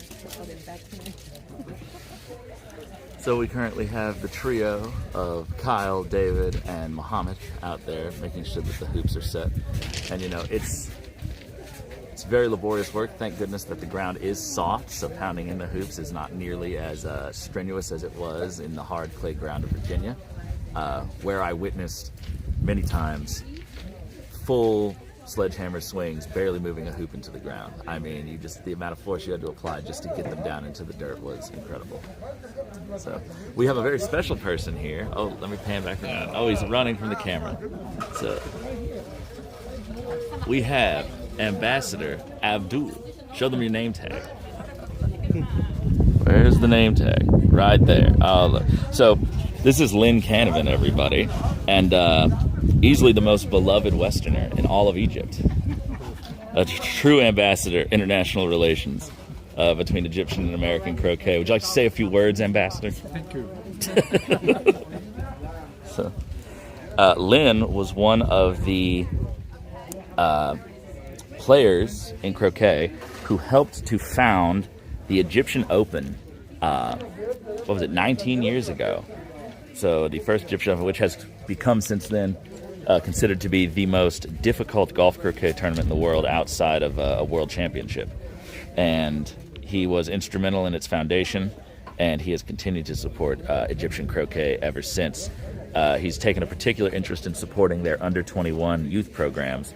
So he has started a tradition where he gets an invite to the Egyptian Open, but his stamina is not what it used to be, so he elects to play the first hoop of the first game ceremonially, and then withdraws from the tournament and pays the entry fee for one of the young under-21 Egyptian players who did not qualify for the tournament to give them a chance to play. So in recognition of that, I was informed that they would be dedicating a trophy for one of their under-21 championships to Lynn and naming it in his honor. So very big honor for Lynn, very big congrats to him and all the work that he's done. And the Egyptians have constantly shown their appreciation for all of his work.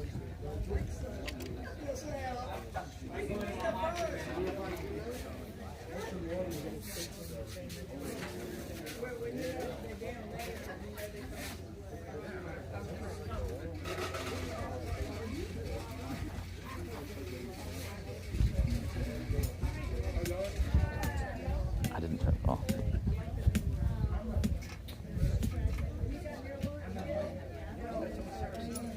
Do you want it recorded? No, yeah. I just didn't want to. Just didn't know if I was talking into the void. No. Everything he says Good. stays there forever. Oh, good. Little permanence never hurt nobody. But-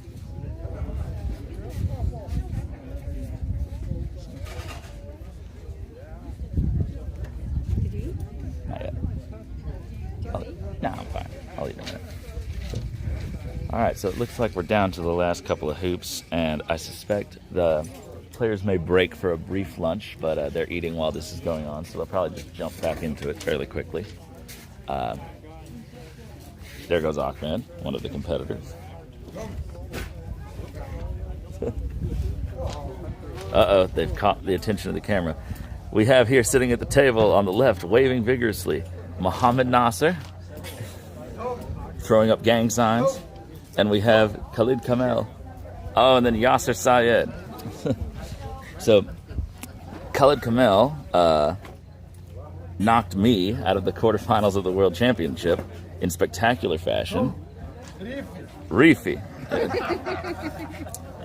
They have me saying random words in Arabic I know not the meaning of. So we'll see. I do apologize to any of our Egyptian listeners who may be offended by what may be escaping from my mouth at any given moment. But I trust in their integrity. But it's just been wonderful having them.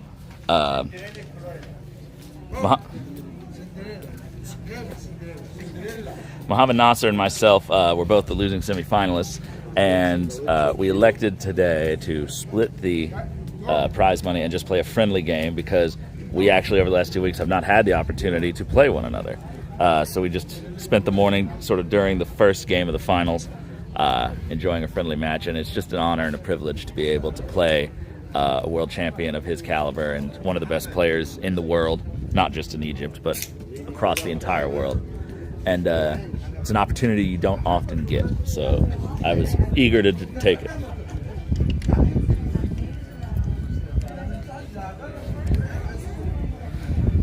breeze is starting to pick up here. It'll be interesting to see if it gets stronger as the games wear on. Again, as was mentioned earlier, the breeze, the wind when it gets gusty has come into play with touch shots and everything.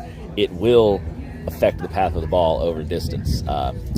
I've had set shots, like for instance from 1 to 2, that broke at least a couple of feet extra than anticipated just from a strong crosswind.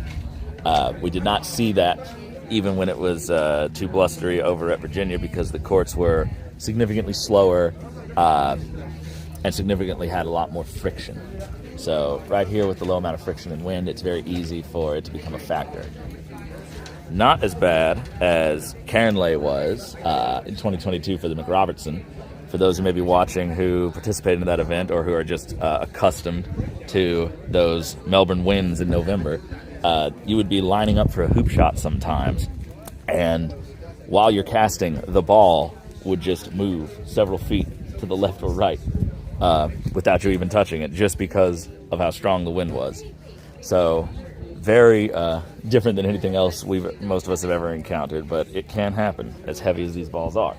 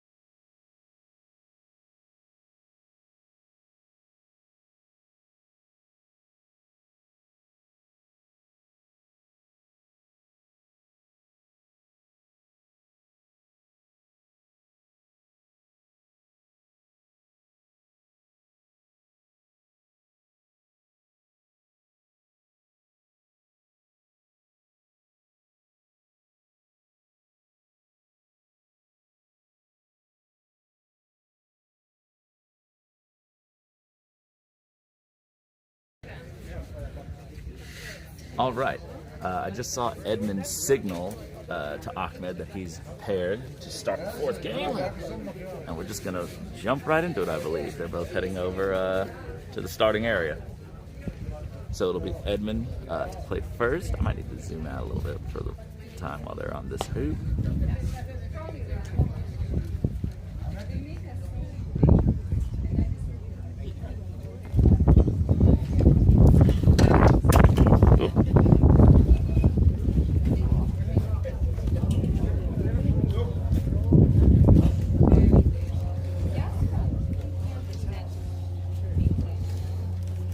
Edmund playing in blue for the first shot of the game.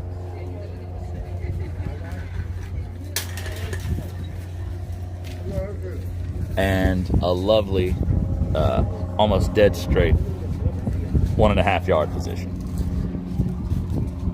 So, the traditional Egyptian way is to set with the first ball, as I said, and clear with the second. We'll see if Ahmed chooses to do that or decides that that ball's too good. And it's a very easy decision.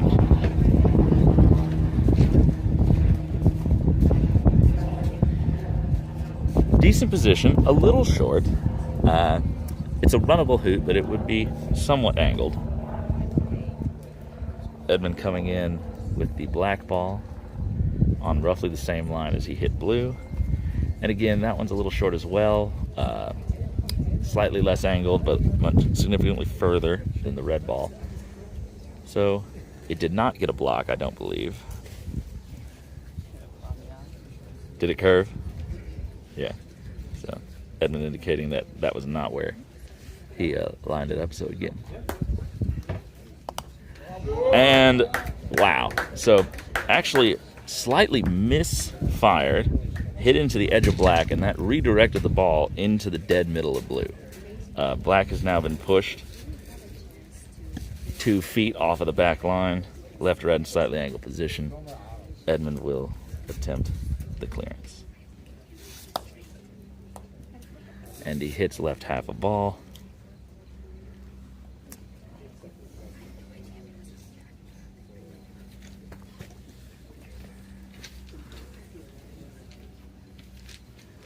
see if Ahmed, he's just going to lay a ball into position.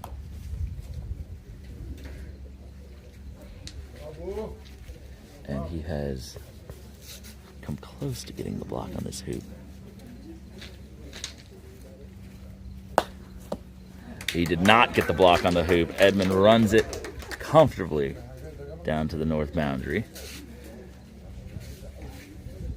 Very tight there. I was looking straight down the line of it, as are we, the camera, but had to clear that red ball by well less than an inch to get that hoop shot. Looks like Ahmed may have laid in an effective wire there. It's hard to tell. I'm going to step over away from the camera to see if it is wire.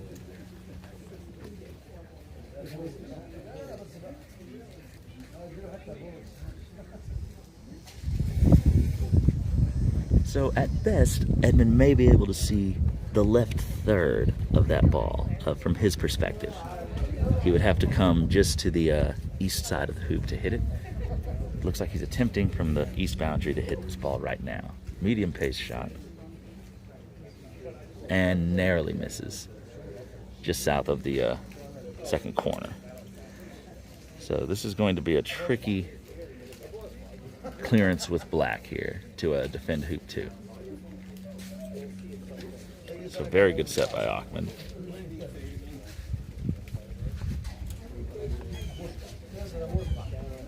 Okay, so he's not attempting the clearance. He must not like his odds, so he's just hoping to lay a ball in, maybe ride a hill to a block, put some pressure on the hoop shot. But Ahmed will be attempting this.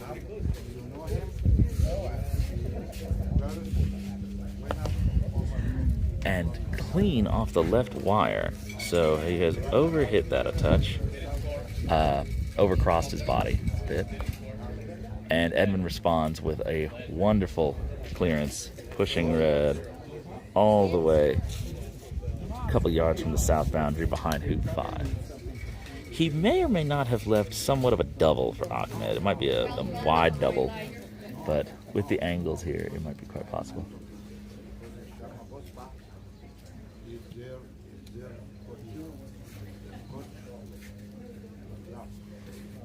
Ahmed taking a moment to indicate that the crowd was being just a little bit too excited. Ahmed's one of those players, as mentioned earlier, that does not like a lot of noise.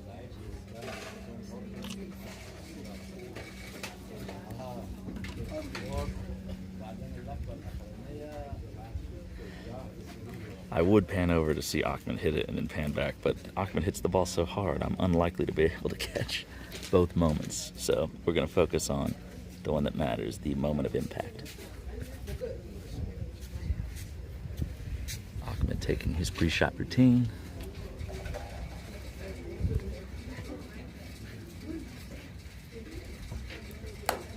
Fires away. And makes the hoop. Makes the hoop cleanly. My God, what a shot. So, probably was somewhat of a double from his position. I highly doubt that he was aiming at the hoop over the ball, but if they were in that close proximity, both were on the table. So, great effort to get the game leveled up 1-1 and set the tone. You know, Ahmed he came out a little weak in the first game, and Edmund was not missing a thing, including some things he wasn't even aiming for, but got anyway. And Ahmed has done very well to take a 2-1 lead. So, as long as he can keep the pressure on Edmund, he is in the driver's seat. And it's hard for me to tell from this position here how runnable black is. I do believe it's just come up a little short. It may not run very easily, if at all. And red has laid in a cuddle on blue, but it looks like Edmund is attempting the hoop, so maybe angles are deceiving. Not that deceiving. He has bounced back into a much straighter position, maybe 2 feet in front of the hoop, but Ahmed will obviously want the hoop to be checked, probably. Oh no, he's saying it's fine. So, and Ahmed will be attempting this 2.5 yarder from here, I think. Might be a little bit longer.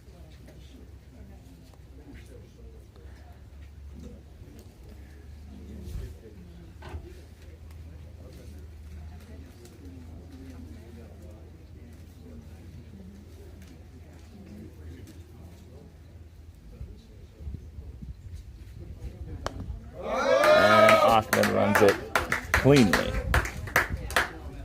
No doubts.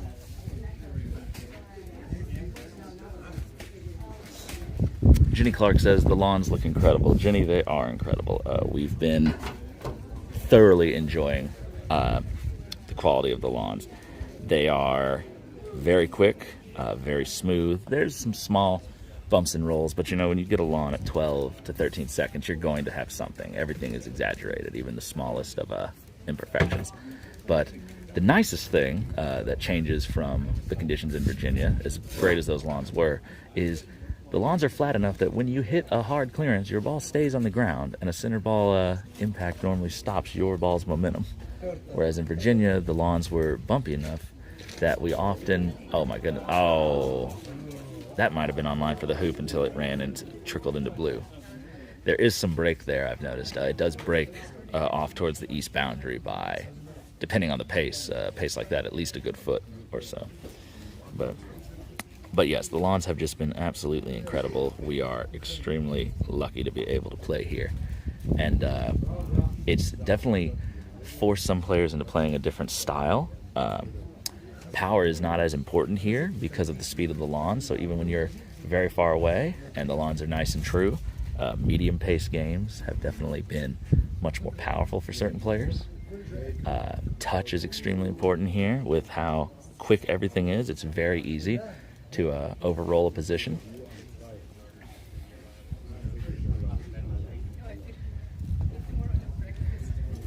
So it'll be interesting to see if Edmund can see enough of yellow to maybe effectively cuddle it. He's sitting in the front of the jaws. Yellow can easily extract it. He might try to cut this up the lawn a bit with a clearance. Cut it north. Looks like that's what he is going for. And he cuts it south, actually. So that's interesting. It may create a difficult, may create a difficult time for Ahmed if that stanchion is now in play. But there's a lot of blue pointing out of the front end of that hoop, and I just think that he'll be able to do something with that with a good swing here. These hoops are also bouncy, like loose enough that if you hit the wire hard enough, you might even like ricochet blue out without touching it directly. No ricochets about that. That was just a clean hit. Yellow and blue both traveling north of the peg.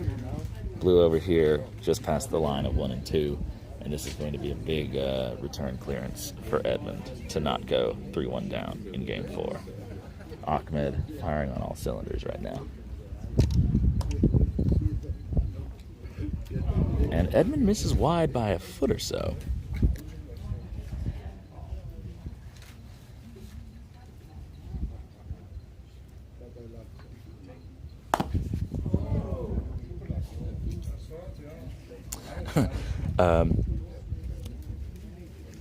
We have a commentator that says, Reefy is the nickname of Khaled. It means countryside boy, so you are safe. Okay, thank you for the clarification. They've been having me saying Reefy while pointing at him for the last several days, and well, you never know if you're saying something that you should be or not. But that's a pretty good nickname, all things considered, country boy. So we might be inclined to say cowboy here in the States.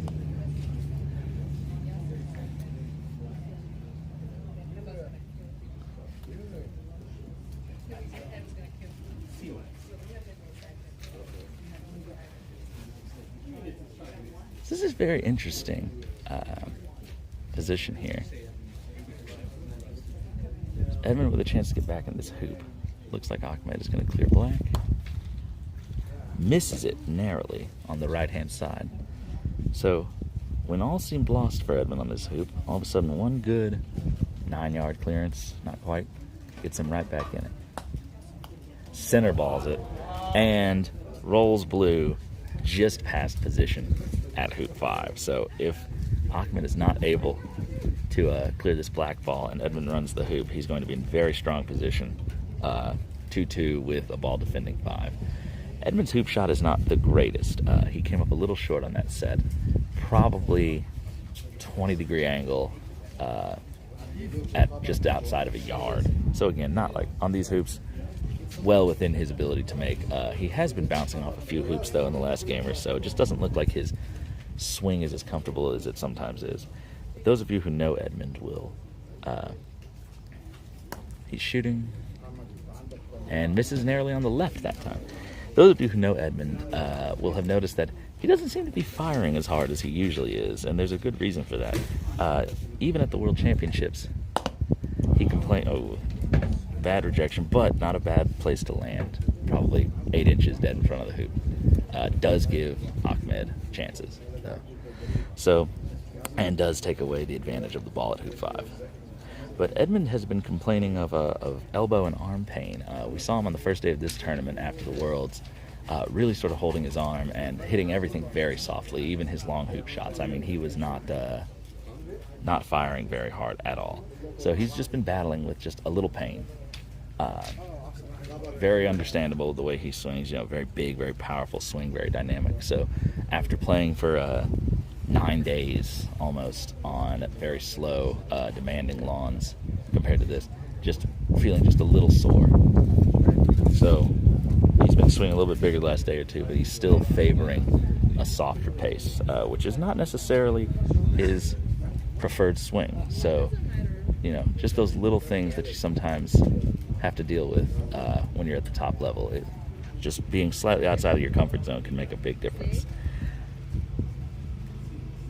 The way Ahmed's looking at this, I wonder if Blue did get a piece of that block. He's not immediately lining it up, and he doesn't look like he's confidently taking his normal approach. He must have gotten the block. Yeah. So Ahmed attempts the soft clearance there, maybe to catch just the edge of it and push it off the hoop. He does not get it, and his ball has gone off sides near hoop 5. So Edmund here with a very short hoop 4. Pushes it through by 2 feet, 2.5 feet. As indicated to red, to take position at the east penalty area. And Edmund has equalized the score in game 4 here at 2-2. With a fairly good chance of getting this hoop 5. He looks like he's playing a promotion. This is very aggressive. And he's played it pretty well.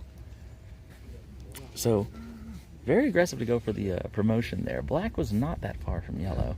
If he had laid up a good ball with blue, red is not nearby to clear it away with any great level of certainty. And you would expect Edmund to just be confident in that 10-yard clearance. But if he's just as confident in the 5-yard hoop, then why not do the promotion? Right, Edmund? Bad decision, he says. Sometimes the most fun shots have been born of bad decisions. It does force Ahmed to clear.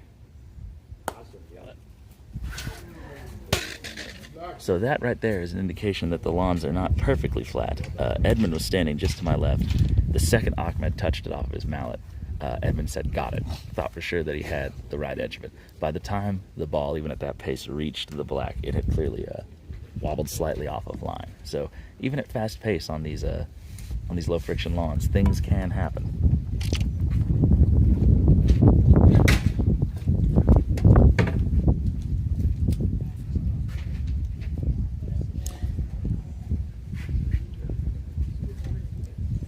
We have a viewer here from France. I hope I do not butcher your name, Lami Rana. Thank you for tuning in. I don't know what time exactly it is in France, but glad to have you with us. Edmund attempting the hoop. Bounced right into the middle of the uprights and bounced out. That is a shot we haven't, that's an effect that we haven't seen a lot of this week. We've been seeing a lot of rejections, mainly when you take on an angle and try to catch a little too much wire. Bravo, Ahmed.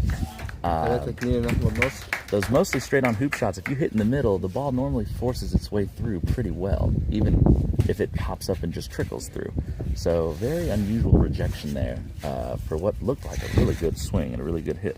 I have Yasser Syed with me right now. Me and Yasser played in the quarterfinal of this tournament in a very fun match that went to 3 games. That was on the live stream. If any of you have seen it. Oh, a great set from Edmund. My goodness. I'm going to zoom in just a little bit so that you guys can get a sense. It'll be a little blurry, but Edmund has managed to land this ball a foot or less, dead in front of the hoop. So, very good. Yasser Syed, it should be said, is the third-ranked player in the entire world and the top-ranked player in Egypt at the ripe old age of 23. So, you know, really makes us all wish that we had started this game a little sooner. He's been playing since he was 10 years old, I believe. And in Egypt, they get the opportunity to play quite a bit around the Cairo area. There's a league, as I understand it, that plays very frequently at night under the lights, because the Egyptian sun is a bit more intense than the sun most people are used to. But all of these players, I mean, if you just look at the rankings, have an incredible amount of experience, even at young ages. You know, hundreds of games, thousands of games in some cases, and I'm sure many, many more that aren't even on the record. Big clearance from Ahmed. That's it, center ball. Center ball. So, Edmund here is going to have a very long shot. Again, probably going for hoop, knowing Edmund. Black is not in runnable position. Fires away to the right. Yep. So just not quite on line. And the ball goes over the barrier. And thankfully, Gabby Malouf was there to see where it went. So this should be a very quick retrieval. The grass is very thick down there. It's sort of layers of it on top of each other, built into the side of that hill. So the only way to find a ball sometimes is by stepping on it. And there's a lot of ground to cover. So, but the barriers they're using are simply just 4x4s with sort of long pieces of rebar in them as handles. But there is some tall grass right behind where they're laying, and the players sometimes push them back to have an unhampered swing. And if they're not replaced properly, they sort of ramp over that tall grass. Ahmed with the hoop 6 shot. Runs it cleanly. So, Edmund now finding himself down 4-2 in game 4 off of the failure to convert the promotion. So he got rather unlucky on that hoop, but Ahmed would just outplayed him on hoop 6 there with a good clearance. Edmund with a very good ball to hoop 7.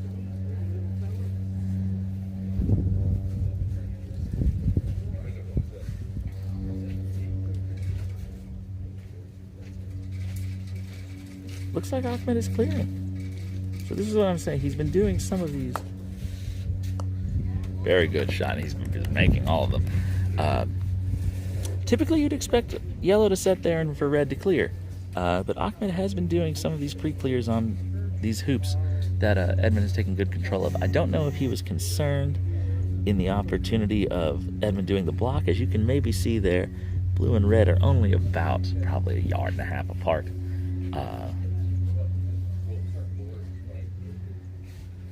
The only downside to Ahmed's play here is that he has given Edmund the back line, and he himself has gone to the side boundary. Edmund laying in a very good ball with blue, but he has left the hoop shot open with black. And he might depending on what red does, he might very well be tempted to run it.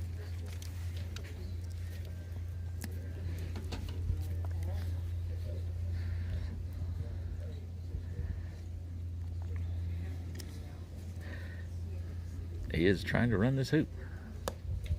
And he has ran it cleanly all the way down to the south boundary. Wow. I mean, just the level of talent to just do that without hardly looking at it. So,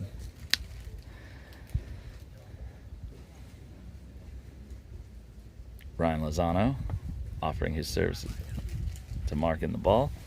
And it has not deterred Ahmed Nasr, who has gotten a perfect wired position on that. And I believe is just far enough that I don't think Edmund can see yellow with blue, but he can see the hoop.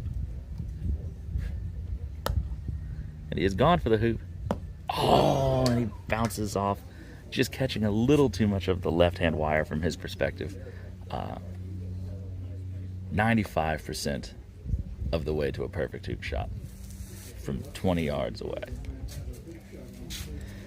And we will expect, barring some disaster or miracle that Ahmed will get this hoop, because Edmund has absolutely no part of that ball. Hoping just to lay in something that might be in his stance, bother him a little bit. Does not get any help from the lawn.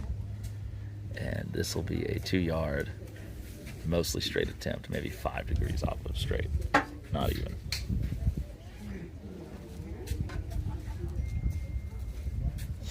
Paloma, again, I do apologize if I butcher any names here. Paloma Vermanuz from Madrid is watching us, says it's an amazing game. It is. Edmund's laughing at me. Yeah, I probably did butcher that name. So, yeah.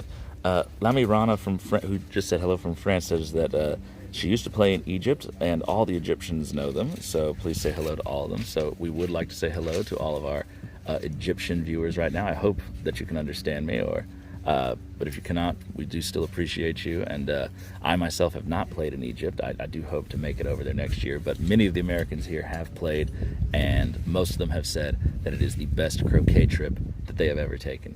And they speak very highly of the hospitality and the play that they experienced in Cairo. So they've really made me envious, and I will move. I will do whatever I can to go play there sooner rather than later, because I want to experience it for myself. So hopefully I will get to meet a lot of you in person soon.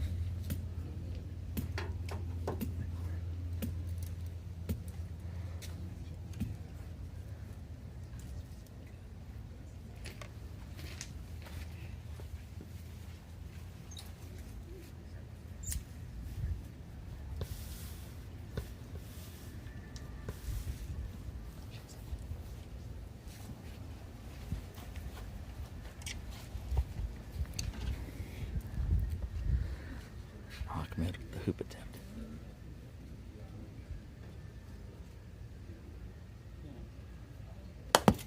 And runs it without issue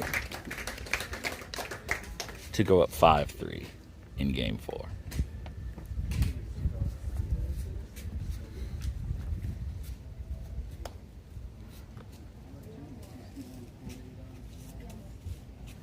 Edmond lagging over to hoop 9. Really good ball. From my perspective, just slightly off of center, about a yard or two back. Ahmed looks to be preparing to clear. Misses narrowly on the left-hand side. Once again, just very interesting, taking those pre-clears when Edmund gets a good ball. You would expect red to set and yellow to clear. But when you're playing a player like Edmund, oftentimes you have to take every opportunity that you have to get him off the hoop. You don't expect him to miss very much. It looks like Edmund has potentially blocked his hoop shot. I don't think he quite has. Black is slightly further east than blue is. Ahmed just checking it to make sure before he makes his final decision. And this is going to be a clearance on blue.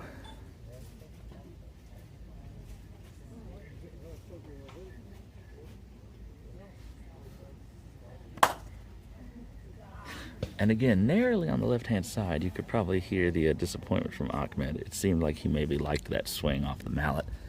So, missed no more than by a few inches. Ooh, and Edmund runs the hoop, but does not run it very cleanly. You could kind of maybe pick up that the hoop gave way a little bit. I don't know if that hoop was reset after the last hoop attempt that was taken on it.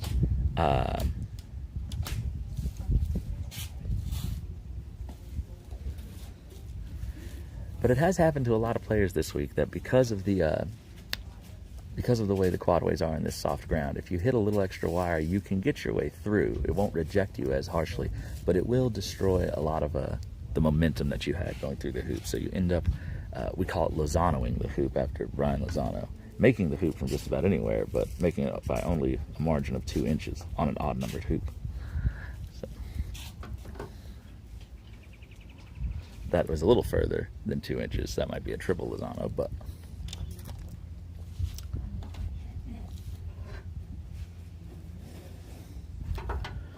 Edmund looking at the line he has here. Red has put a good ball 3 yards in front.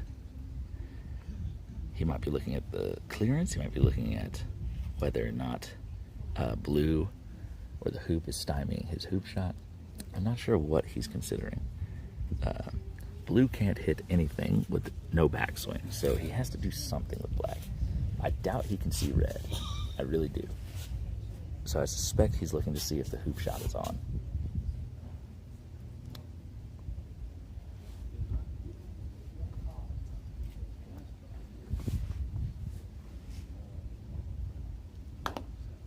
Hits the hoop, deflects severely. So must have just been a hair's breadth open on the hoop. And unfortunately on those shots, it's very easy to catch a little bit of that wire since it's so close to you visually. Players typically do one of two things. They either subconsciously sort of gravitate to the wire, or they play way wide of it because it's in their mind so much, and they don't give themselves an actual chance to hit the target. So Edmund definitely not the type of player who would let the second of those two options happen, but it's very easy, even when you hit a good shot, to just catch a little bit of that wire when it's that close. So.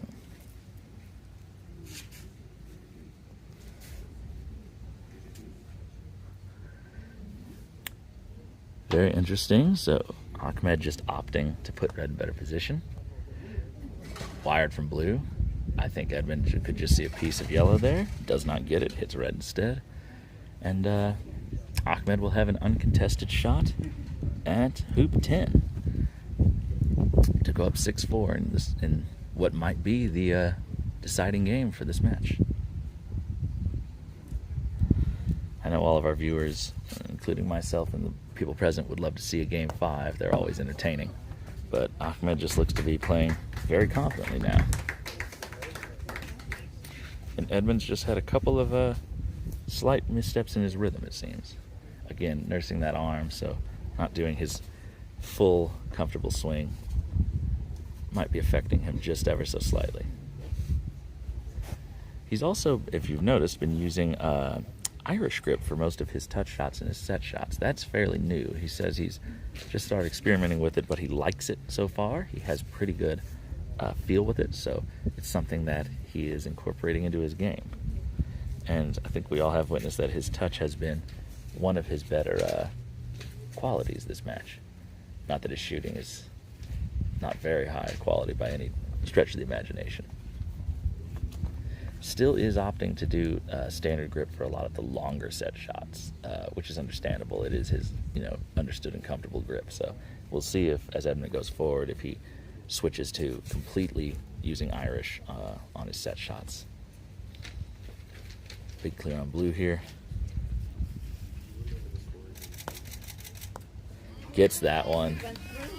Did it go through? No, it didn't. It did not. Almost went through.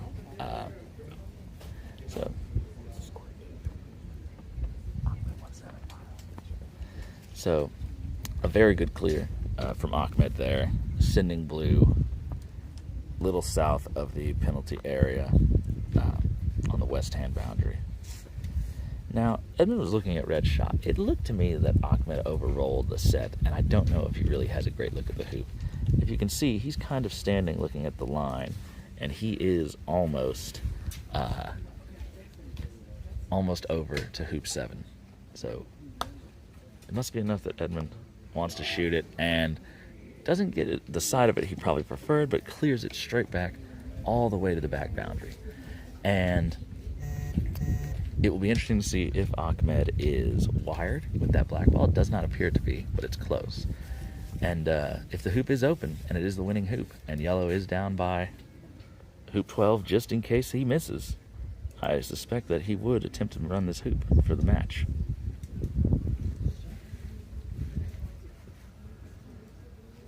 I don't want to zoom in too much so it's not blurry, but we'll be able to see right here.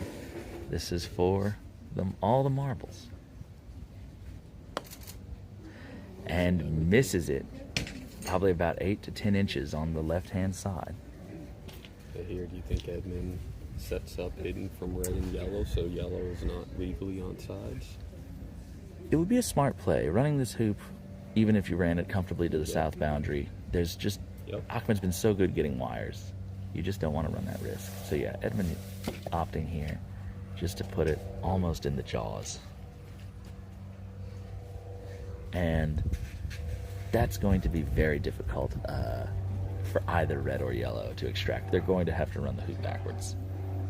He should have an easy time getting good position at 12 or getting a good clearing position for 12. Yeah. As much of a... okay, so this is interesting. He has opted to sort of lag at the back of the hoop. He might be able to see an edge of it outside the hoop, but he's hit dead into the right-hand wire from our perspective. I don't believe red has any shot at it at all. It is just to the right of the center peg. And with blue where it is right now, I don't know if red can even see the back of the hoop. So no, he's just opting to go halfway. He's just playing for 12, which is the smart thing to do in this case. Can Edmund get this all the way down into good controlled hoop position? He's overran it slightly, but he's in full defensive control of the hoop with that ball. There's no wire there that gives Ahmed a set. And Edmund's probably thinking, oh, that's okay, blue has a hoop shot from just a few feet north of the peg.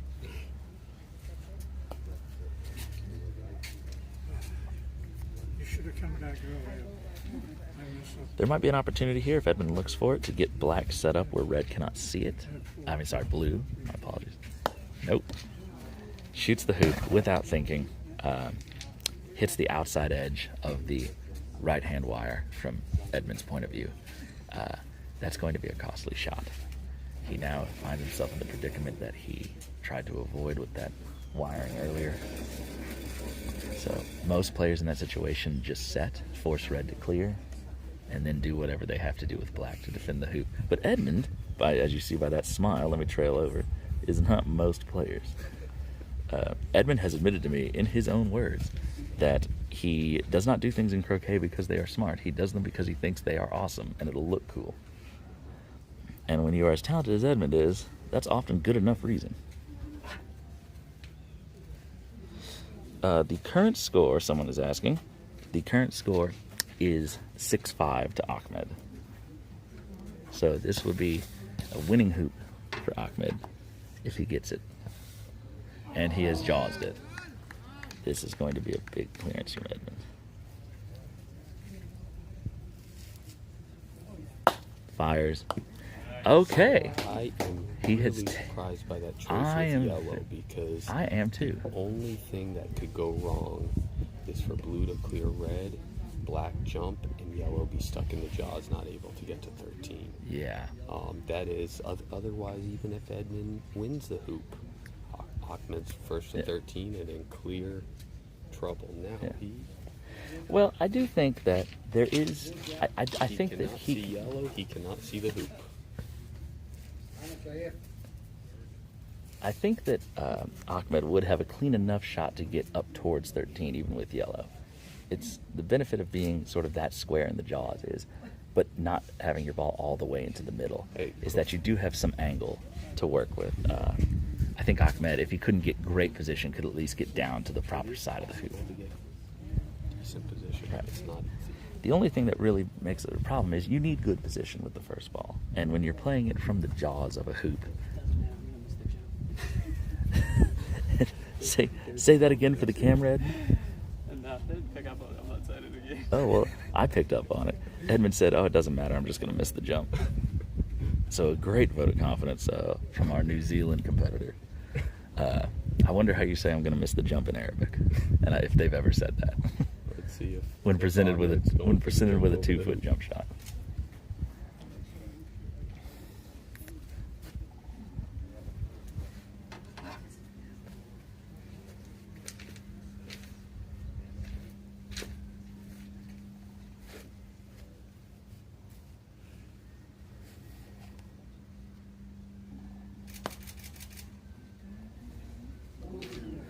Narrowly misses.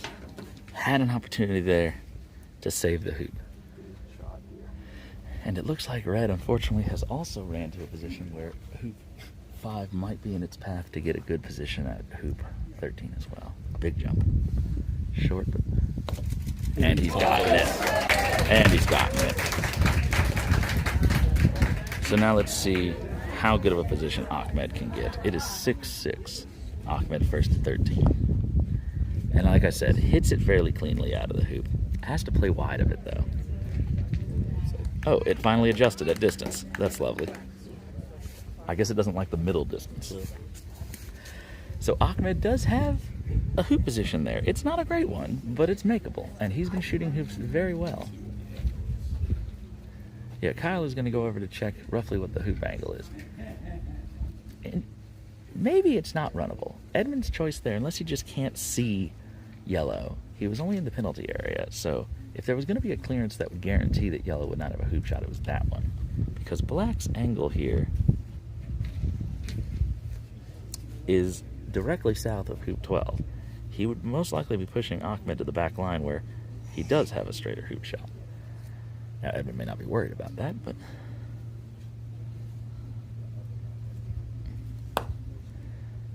And yeah, and hoop 12, again, was in Ahmed's line to get back to 13. So he's played extremely wide of the hoop and just gone to the back line.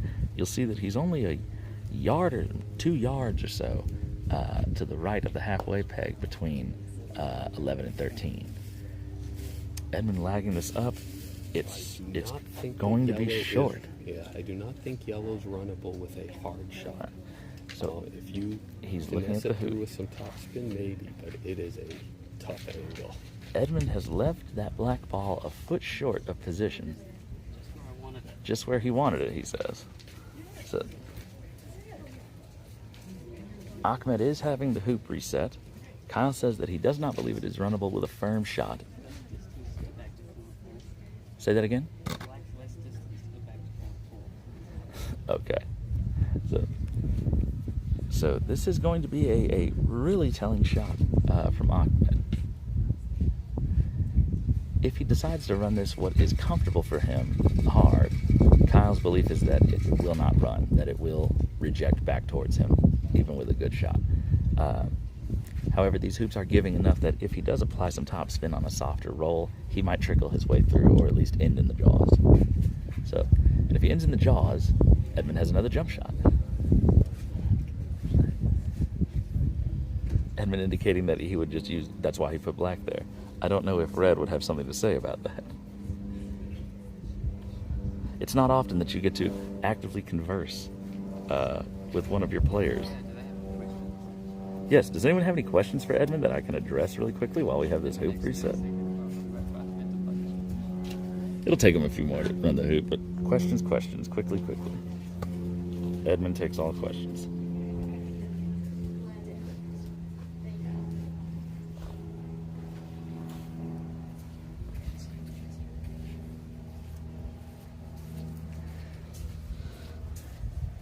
We're all hoping as spectators for a game 5, so make the jump shot if this jaws is Edmund, and then let the cards fall where they may.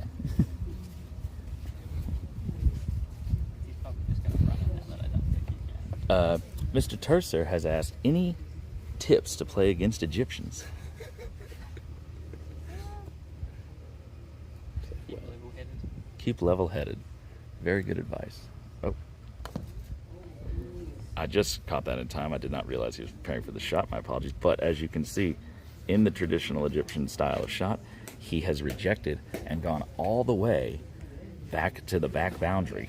Yeah, I did not think that was makeable at that speed. I think if you get a little bit of top spin and get it rolling or jump it, it was physically possible, but at that speed, these hoops are just rejecting, even in this soft soil, a little bit too much. It should be noted that jump shots, even very angled hoop shots on these quadways, are slightly easier to run from those extreme angles because the top of the hoop, especially when they're clamped, is typically a little bit wider. And if you were to watch a quadway react in slow motion, and there are videos out there, they do bend and they do flex. The top bends and flexes a lot more than the bottom. Because it's further from here. And Edmund misses confidently. I feel like he's been the last 3 games he's been shooting these hoops at a firmer pace than he was most of the tournament. He had been really accurate at about 50% speed. I feel like that was 75%. And what's- Still not 100. And what's very interesting is Edmund even made a remark to me the other night about how he says he did notice there was a difference in his hoop making at certain speeds on these lawns. He says that there was a fine line in his mid-pace game between too hard and not enough. And it seems like maybe right now he's just on the too hard side of things. So, Edmund, what's going through your mind right now? I wish they wouldn't have changed the hoop from the game. I know, but used to being asked every time. He lagged the ball in. So this is going to be interesting. As you can see from this angle, it's going to be fairly straightforward for black to get somewhat of a block on this hoop and keep tight position. So it will make Ahmed's clearance somewhat risky. It depends on where blue can clear red to. It does. He may try to block blue. He's just going to hit red. He's just going to hit red. This is an interesting choice. He knows. It's a good shot. Oh, and it nicks off of yellow. It almost blocks him, but it does give Ahmed a great stop shot opportunity. I think he'll clear him up here and go off the boundary. Oh. And no one just saw that, but that just ran hoop 11. I mean, it literally just cleanly ran hoop 11 from where Ahmed just hit it right there, the other side of 13. If that gives you any idea of how forgiving these quadways, ooh, very narrow miss, high speed, probably trying to catch the right side of that to cut it. He was going for the side and didn't really care too much about the miss there because he just wanted to be out of bounds behind the hoop. Yeah, yellow's hoop shot is, and again, it's deceptive from this camera angle, but it is very close to the boundary line. It's probably 5 yards at least, and it is significantly angled, enough to where catching a little bit of extra wire would be the difference. He'll probably opt to clear red here because of that. Edmund getting some luck with that ball only hitting through hoop 11. Oh, and he's hit yellow and pushed it back even further to the boundary line with blue in hoop running position. Well, we all know what blue's going to attempt. Yeah, unless it's a blocked. block. Oh, and it might be. It may be. It might be. No, I don't think so. He's putting the board down. I think that means he's shooting. This is a big shot. Edmund is so great at these, but he got it. Did not touch both. Wow. You couldn't even hear the sound. Ladies and gentlemen, What a game. a spectator's favorite. We are going to game 5. All right, we'll take a little. It's going to take a brief hiatus while they reset the hoops. We're going to turn the audio off, and I will rejoin you shortly.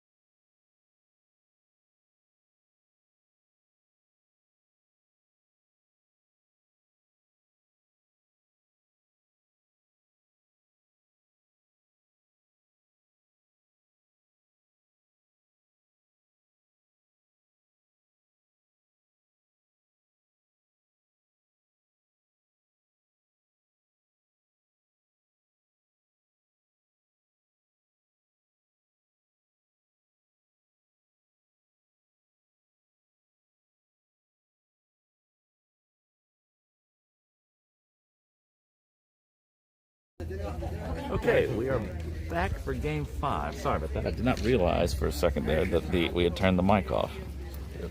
Yeah, the mic is back on. So, Ahmed has laid in red. Black has just missed the opening clearance. Ahmed will be laying in a second ball with yellow. Playing a little south of his first line. And it's very good pace. Don't think that will hamper his... oh, Edmund wastes no time. Wow. I mean, Edmund barely had time to even think before he was swinging at that ball. And it was just a beautiful swing. Red coming back in. And once again, a very nice ball. Left yellow open on the hoop, so clearance on yellow here is going to be required. But red in a beautiful 1.5 foot position, slightly angled. Oh, Edmund made an interesting choice there, where he decided to clear it red. He must be just trying to test and see how Ahmed's going to run these hoops. So, Egypt, yes. Yasser Syed here representing Egypt. Edmund with the follow-up clearance. Handily clears red. You know, it's those types of shots that make you wish, as a player, it's like, man, I should have just laid in the first ball a little deep.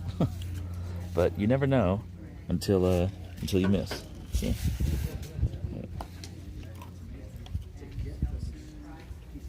Red coming back in.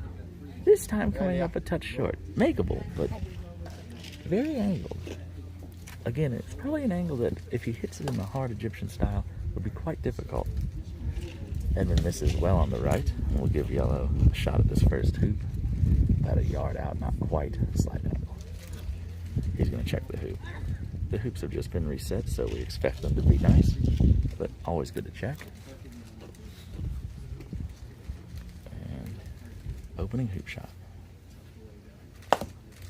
Runs it very cleanly, fires it all the way up to the north boundary. And he runs to mark it in. The adage, run, Forrest, run, comes to mind.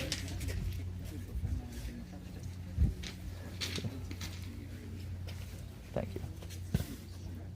Watch out, it's spilling a little bit. I overfilled it. My personal assistant and good buddy, Stephen Morgan, delivering me another live stream saving Diet Pepsi in this hot Florida day. So, the wind has died down enough. They have been able to open the umbrella above my head, but if the wind picks back up, that may end. So, Edmund has opted for deep position to get that wire. I think he has got it. Edmund signaling that he does have the wire.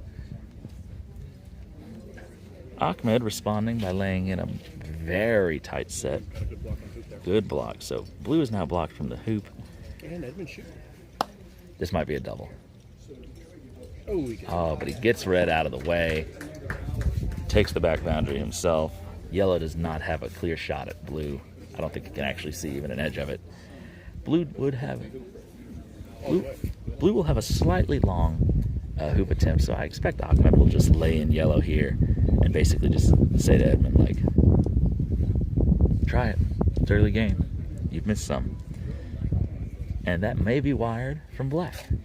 Yellow has laid in a very good ball, so most players in this situation, when they're this far from the hoop, would opt to clear yellow and just keep things defensive. Edmund does not do that. And sometimes it works, and sometimes it doesn't.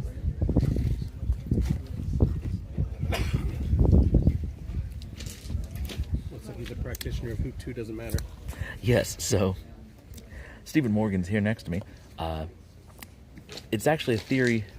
Ooh, that's interesting. He has now gotten, not into the jaws, but just on the back of the hoop. A jump shot here might be very, very effective. And he's going for it.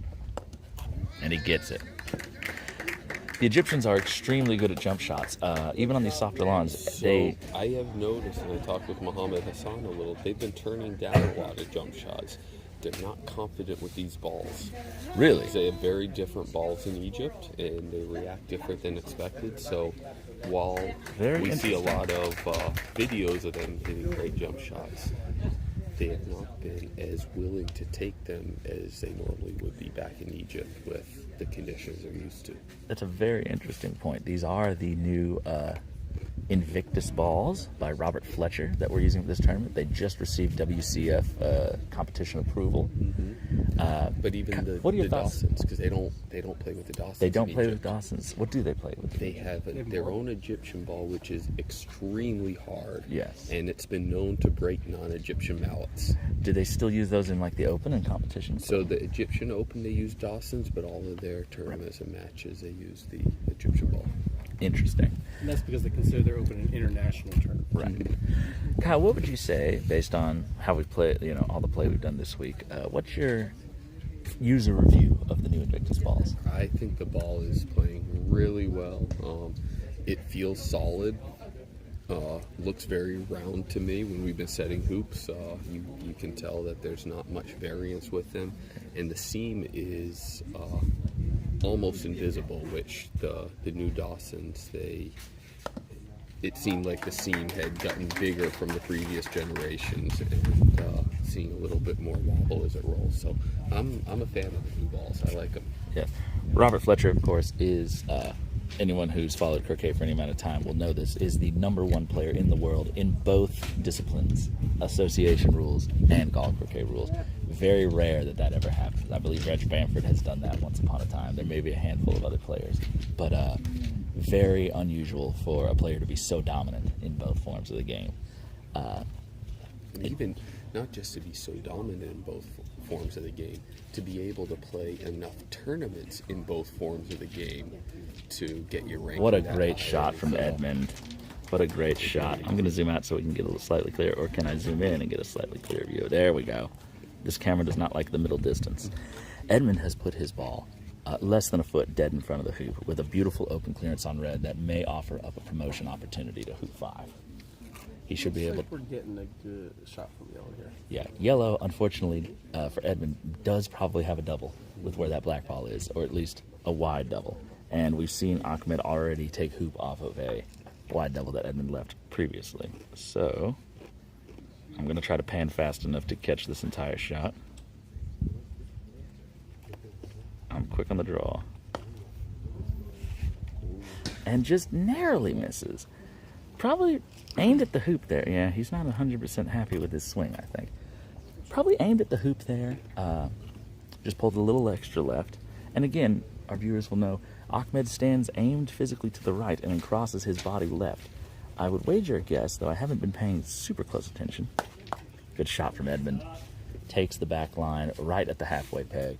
Red, 2 yards north of corner 1. I would wager a bet that most of Ahmed's misses probably go on the left side of the ball, just because he crosses his body in his swing fairly aggressively, and it's very easy to overdo that action, crossing from right to left.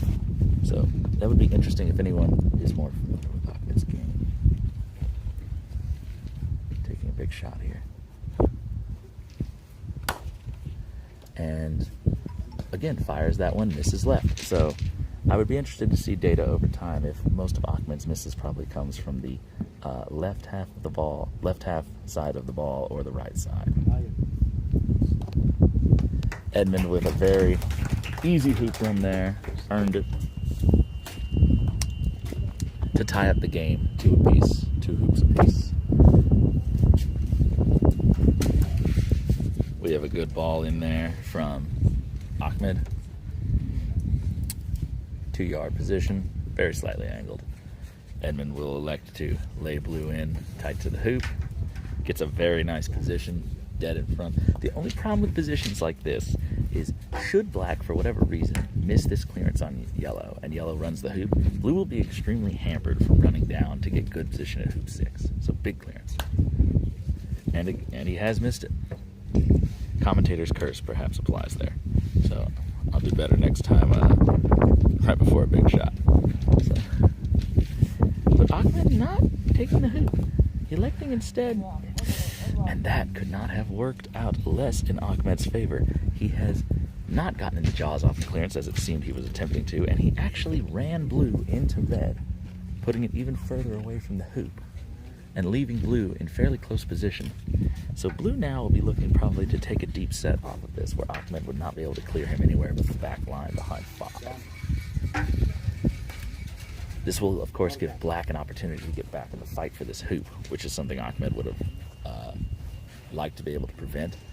So had he cleared blue a little bit more effectively and held position, red could have always looked, if blue didn't make a return clearance, to lay in a block on black.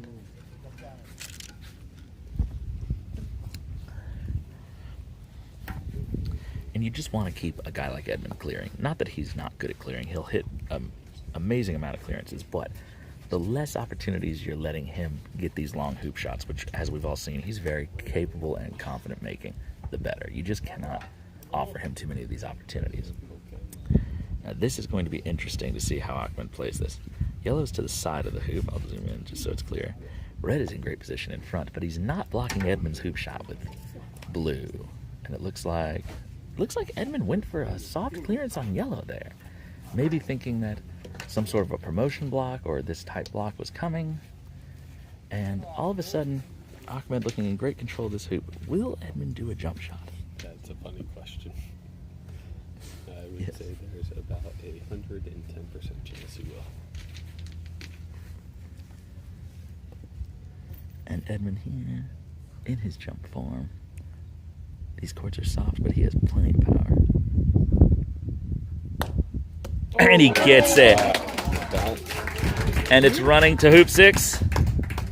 And just left of hoop 6. My goodness. Those are the types of shots that set him apart from the rest of us. And Kyle, I think we can both agree he didn't even hit it that hard. No, well, he let up for the bounce it. Yeah. So I watched him in his finals of the bowl against Stephen Morgan.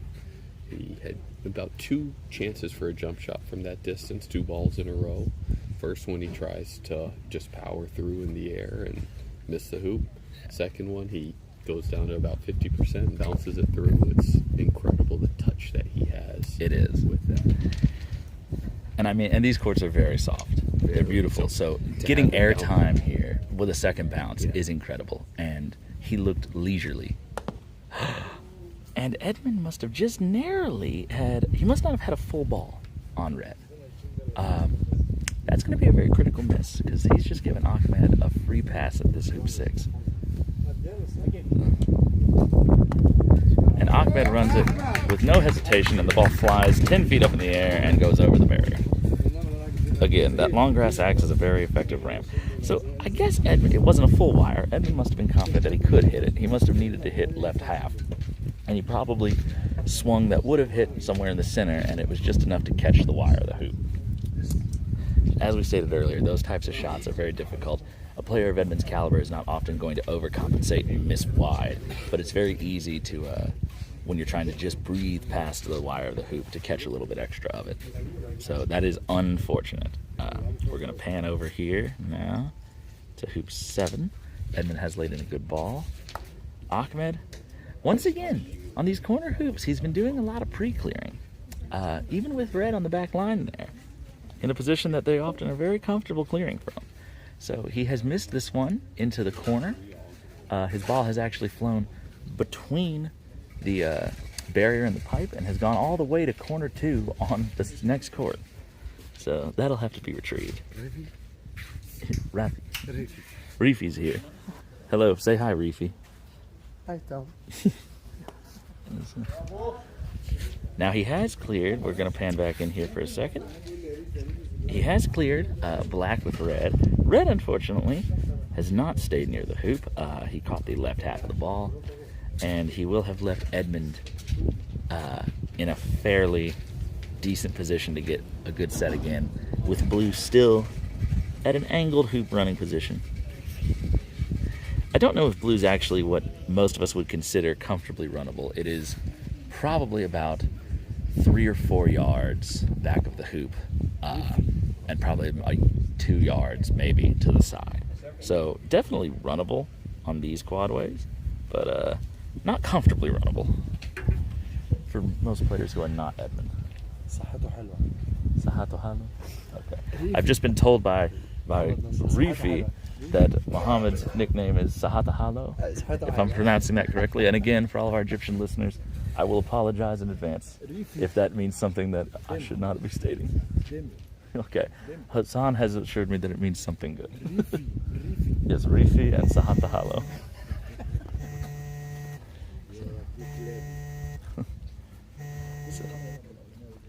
All right, and Ahmed has tried a soft clearance on black here. Very interesting. And he's not quite gotten it. This will give Edmund the opportunity to set up if he wishes to in a better position. It does not look like he's choosing to do so. He might be. Oh, no. No, he is. I'm sorry. He's jawsing. And he has not gotten it. And again, Edmund and I had a conversation just last night about how he does not like jawsing. He finds it to be one of his weaker skills. He has gotten burned like that a lot of times, as have I, and that's one of the reasons that we were drowning our sorrows about how poor we are at jawsing hoops, especially quadways. I'm surprised, with a fairly short clearance available to him on yellow, that he would not just try to set wired from red. I am very surprised about that. Sometimes it's just so tempting. You think, oh, if I can just get it in the jaws, I've won the hoop, more or less. And very often it puts you in a position where you are now in very, very high risk of maybe losing control of the hoop. He's also blocked his hoop shot, I believe, with black, so he might have to, he's looking like he's jumping it. He's just made an amazing jump shot at 5. Can he make it much easier? And he has gotten it in the middle of the jaws. Okay, so this is a very interesting development. Now, is it so deep in the jaws? I cannot tell from the south boundary here. I think it is pretty. That could hitting blue knock black out or black through would be an interesting one. It does look like it's. He might be attempting to get black out. And that is a great shot. That's just a phenomenal shot. So I think that was one of those, based on the angle that black came out at, I think that was one of those ones where he just hit into the wire. And again, like we said, these hoops are in soft enough ground. They are very springy. And, oh, that's also not a great ball. Has blocked Muhammad, but I think that might be close to unrunnable on the wire. Again, it's very hard to tell from the south boundary.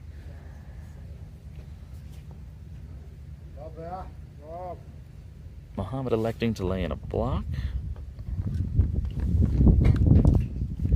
Edmund saying, I will not leave that there. Now, as you can see, there is a gap here between Edmund's blue ball and the wire nearest to yellow. There may be an in-off opportunity or a jaws ball opportunity here, and it looks like Ahmed is going to play this. Nope, he bounces off and goes towards the corner. So red is now over on the east boundary, about level with 3. Yellow's occupying corner 2. Edmund's black ball has ran to the middle of the court between the peg and hoop 6. And blue will be the first ball back to the hoop, and it looks like Edmund is just going to take the back line. So, very prudent with yellow where it is. He could obviously clear any ball on the lawn well into the court, and you'd be faced with a very long return clearance. Edmund is does not view a boundary line hoop shot as anything out of the ordinary, so this is just a set for hoop running position for Edmund. He probably wouldn't be thinking of clearing red, especially since red seems to have failed to get set. He played very tight to the hoop, probably less than a couple of feet in front of it, but he has overran it by close to a yard, and so that ball is definitively unrunnable. And you know that one of these next 2 shots for Edmund will be a hoop shot. Yes. Either yellow clears black and blue attempts a hoop, or yeah. If yellow black's still there and if blue yellow clears misses red. black, blue will clear red. If yellow hits black at all, blue's taking the hoop. There's just no two ways about it. Ahmed firing. Shot. And he's hit it well. His ball skipped a little bit. There is still some tendency to hop if you hit it with enough pace and slightly down on it. He's now, again, his yellow ball is on position, over by 3. And Edmund here attempting the 7-yarder.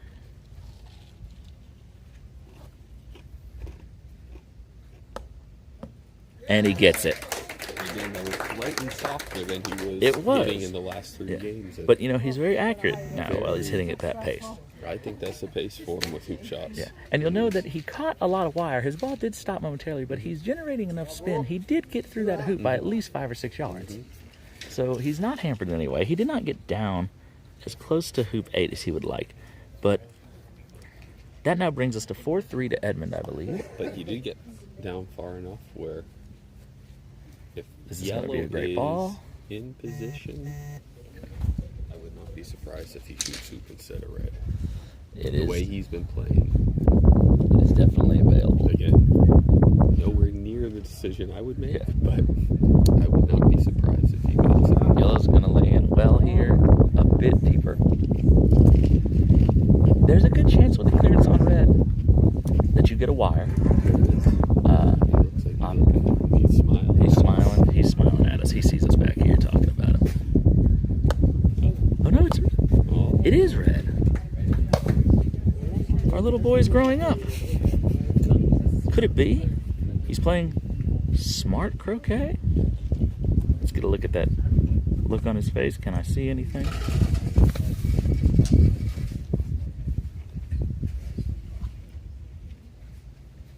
Stoic.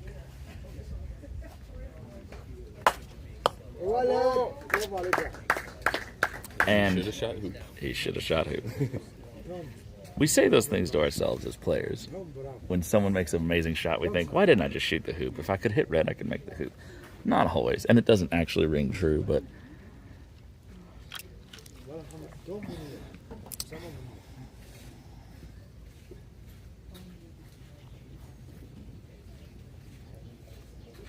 All the way here. yep, hoop shot incoming. I don't think he's even thinking about yellow.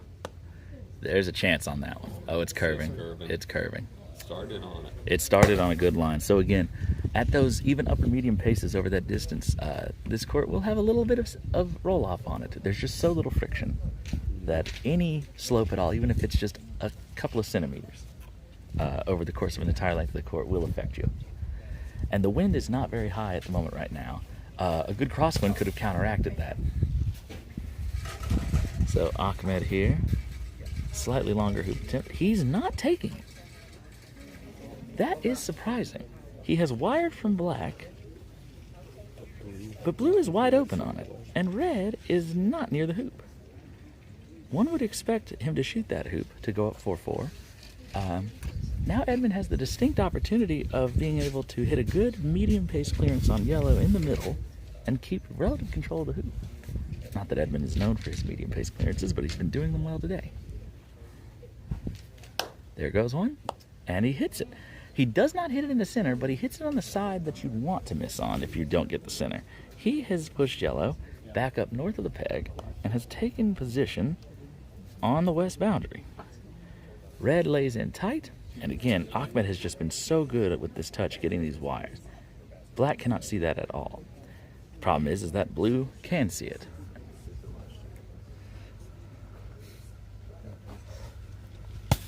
Edmund. Seeing the scoring games after each hoop.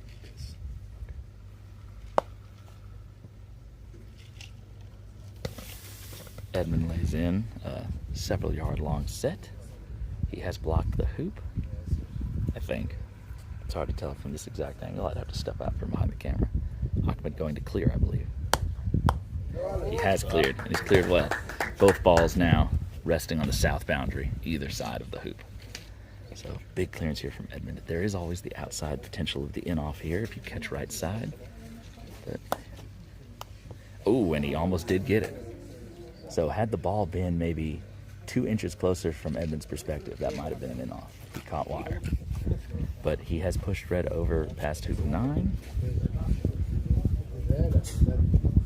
We keep trying to catch these smug looks that Edmund's giving us, but he's very elusive.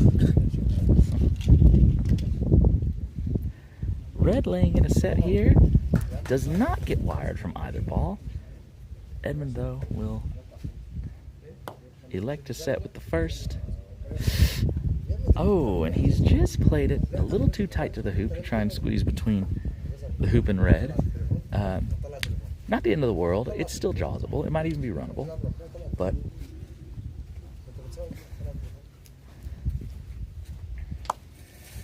yellow will come in here.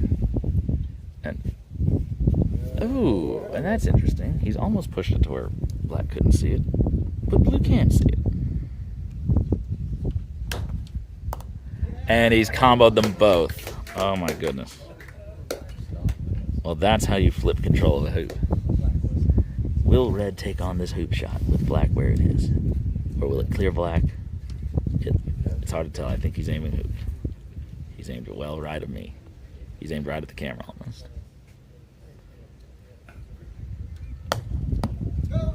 And he hits the outside wire of the hoop. Doesn't cross his body quite as much as he maybe anticipated. So, and in ensuring the position of that ball, he may be going for a wired position here because black is quite angled. And Edmund has bounced off a few of these.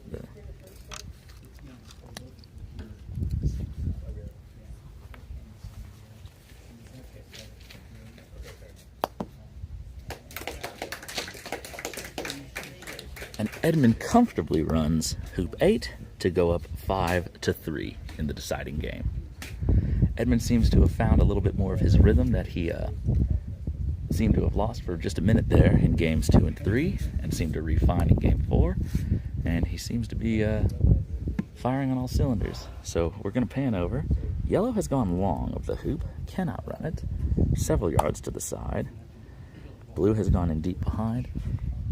And and it looks like red actually will come up short. So red is going to be hard even to jaw, much less run, especially with any amount of power. So that is not a very good set by Ahmed. Edmund's just giving yellow the potential for the stop shot because, he's shooting the hoop with blue. So he doesn't quite mind. I do not believe that has blocked him from the hoop, but it just speaks to this aggressive style Edmund plays. He sacrificed that ball intentionally just to make sure that yellow wasn't going to try to cut blue out of the way.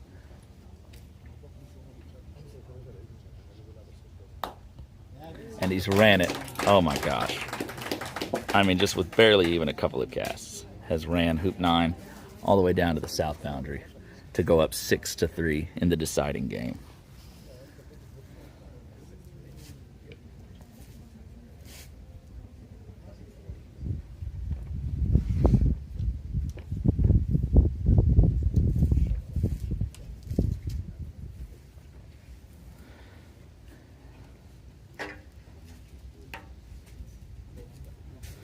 All right, so it was looking bleak for Edmund for a while in those last couple of games, but after an amazing hoop 13 boundary shot in game 4, he has taken a commanding lead back in game 5, reminiscent of game 1. He just looks like he's having fun out there, not really bothering too much with things.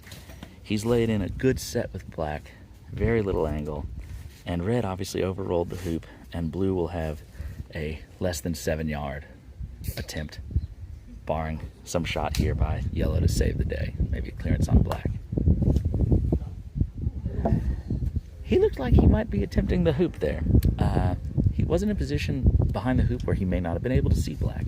Just has missed it on the left-hand side. And again, like we said, he lines up right, crosses his body, ends up missing a little left. So for those of you who are attempting to improve your game, not that you can improve much on what Ahmed Nasr has done, but it will be a shorter path to a consistent swing if you can line up correctly. It's a problem I've often faced myself with lining up a little bit off of the ball and the target and having to make those adjustments. So Edmund will be attempting this match-winning jump shot here. No hesitation. I think yellow can see blue, but with red in not scoreable position, there's really no downside to this. This is for it all. He has not gotten it, but he has landed roughly just in the opening of the jaws. I do not know how close red and black are at the moment. They may not be able to get a clean hit on black or push them very far. Edmund might be able to play some sort of just hard shot to promote black through the hoop if he can bully his way past red. He's looking at it. Again, you can see black might just be resting a little bit outside the hoop on that left wire. Not 100% sure. He's not loving it. But he must be making the determination that whatever red is capable of doing, he's either fairly confident red won't get a scoreable position and send black that far away.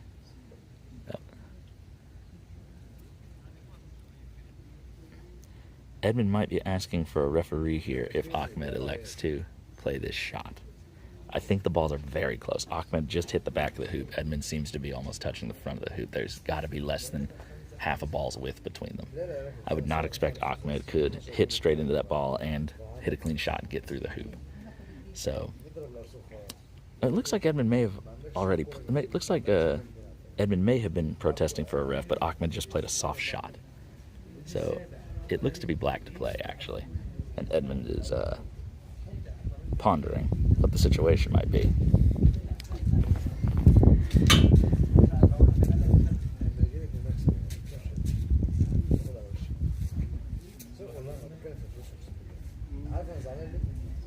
You do not often see Edmund spending this much time thinking over a shot. Edmund is a very fast player. He hates slow play. He absolutely despises it, actually, in his own words. And for him to give this much time and thought over something means that it must be a very tricky predicament. He has elected just to play out to the side. Red has no ability to hit that ball, and if Red does trickle through to try and get a set position, Black is more than capable of simply clearing it out to the side.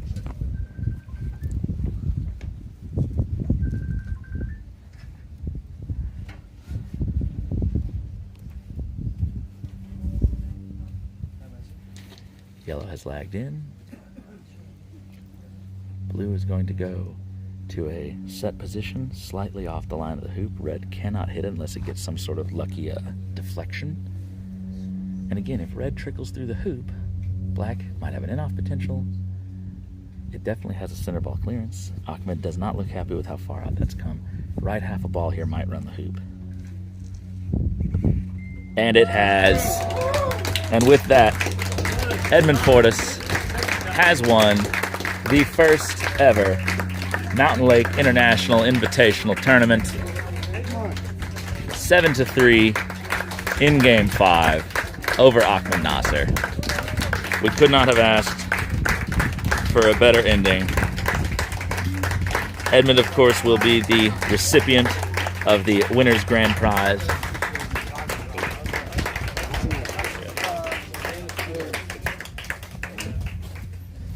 I have not seen what trophy that they have, but I'm sure the Maloofs have outdone themselves in that department. All right, so finals right there. Before we do the presentation and acknowledge the winners, someone had a great idea of getting all of the players and spectators over here for a nice group photo. So if you all can come onto the court, we'll have everyone together and then we'll recognize.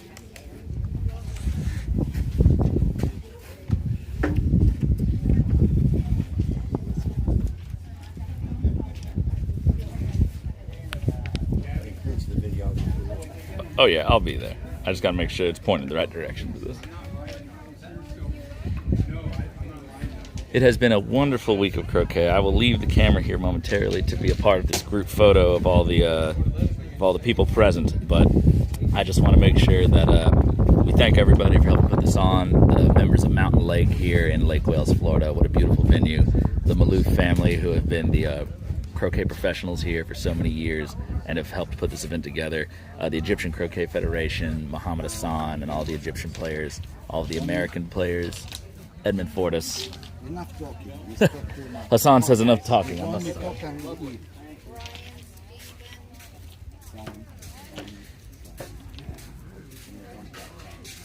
Come on, Mohammed, please. Please.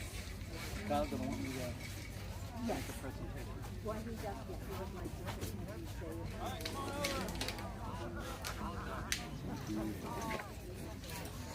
And with that, everybody, we'll gather out on the lawns for a group photo. يلا يا شباب عشان الصورة.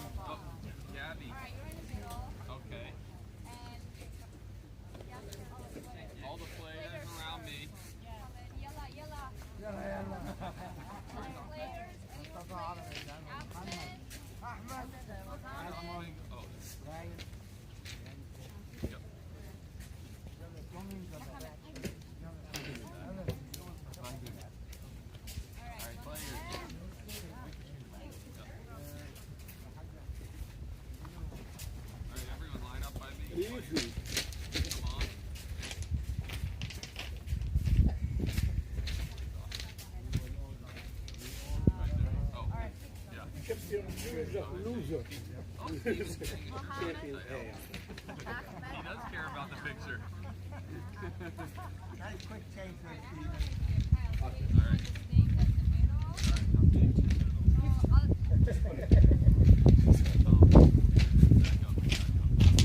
Ahmed, please, picture.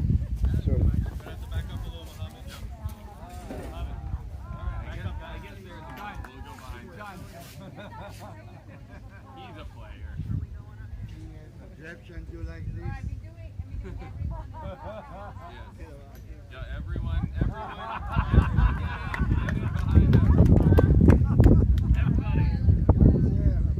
on, everybody. Allison, get in here. Trish. He's taking the pictures. You don't need to. You need to get in here too. Come on, Lynn. Get in here, Lynn. Lynn, no. Get in here. Get in here.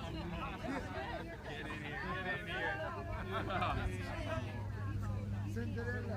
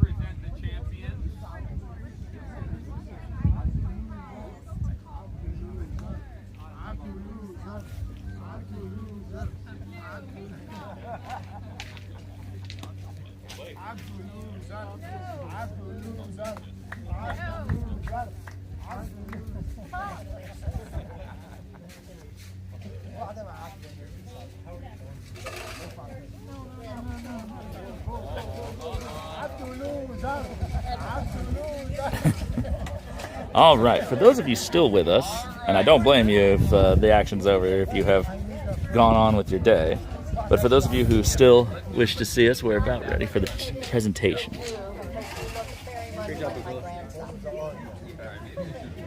Lynn receiving much praise and affection from his Egyptian friends. He is a beloved figure. Thank you all for coming out and watching this incredible final. 7? This weekend worked out so much better than I could have possibly imagined.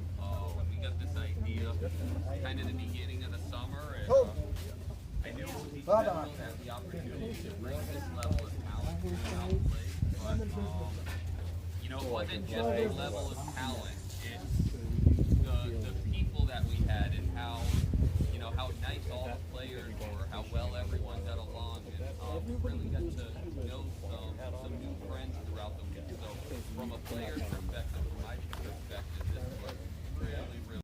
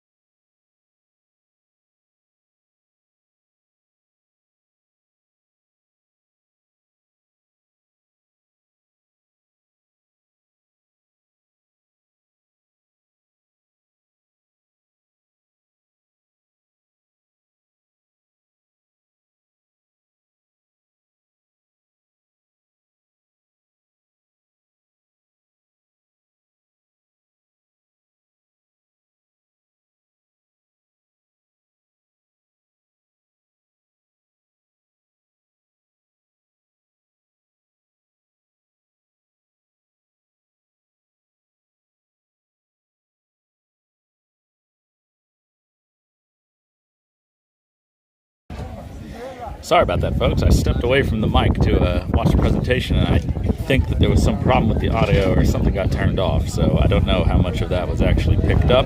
But basically, just to recap, there was just a big thank you list. Members of Mountain Lake, the employees, tomorrow's the club's opening day. They just wanted to make sure that all of their hard work was recognized. They thanked David and Mika for all their organizational efforts, all of the winners, myself, Mohammed, Ahmed, Edmund, all the players here who've made this so special. We heard a few words from Michael Albert about what this means to the USCA and this club's contributions to the sport.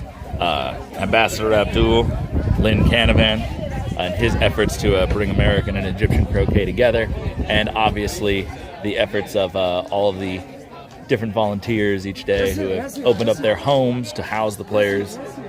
It's been a very big group effort, and we look forward to hopefully having this event once more in the future. And look who's back, Matthew Essick. And with that, everybody, we will be signing off. Thank you for tuning in. Hope you have enjoyed our broadcast, and share it with your friends. Let them watch the finals and some of the most epic croquet they'll ever see. I'm Tom Balding, signing off.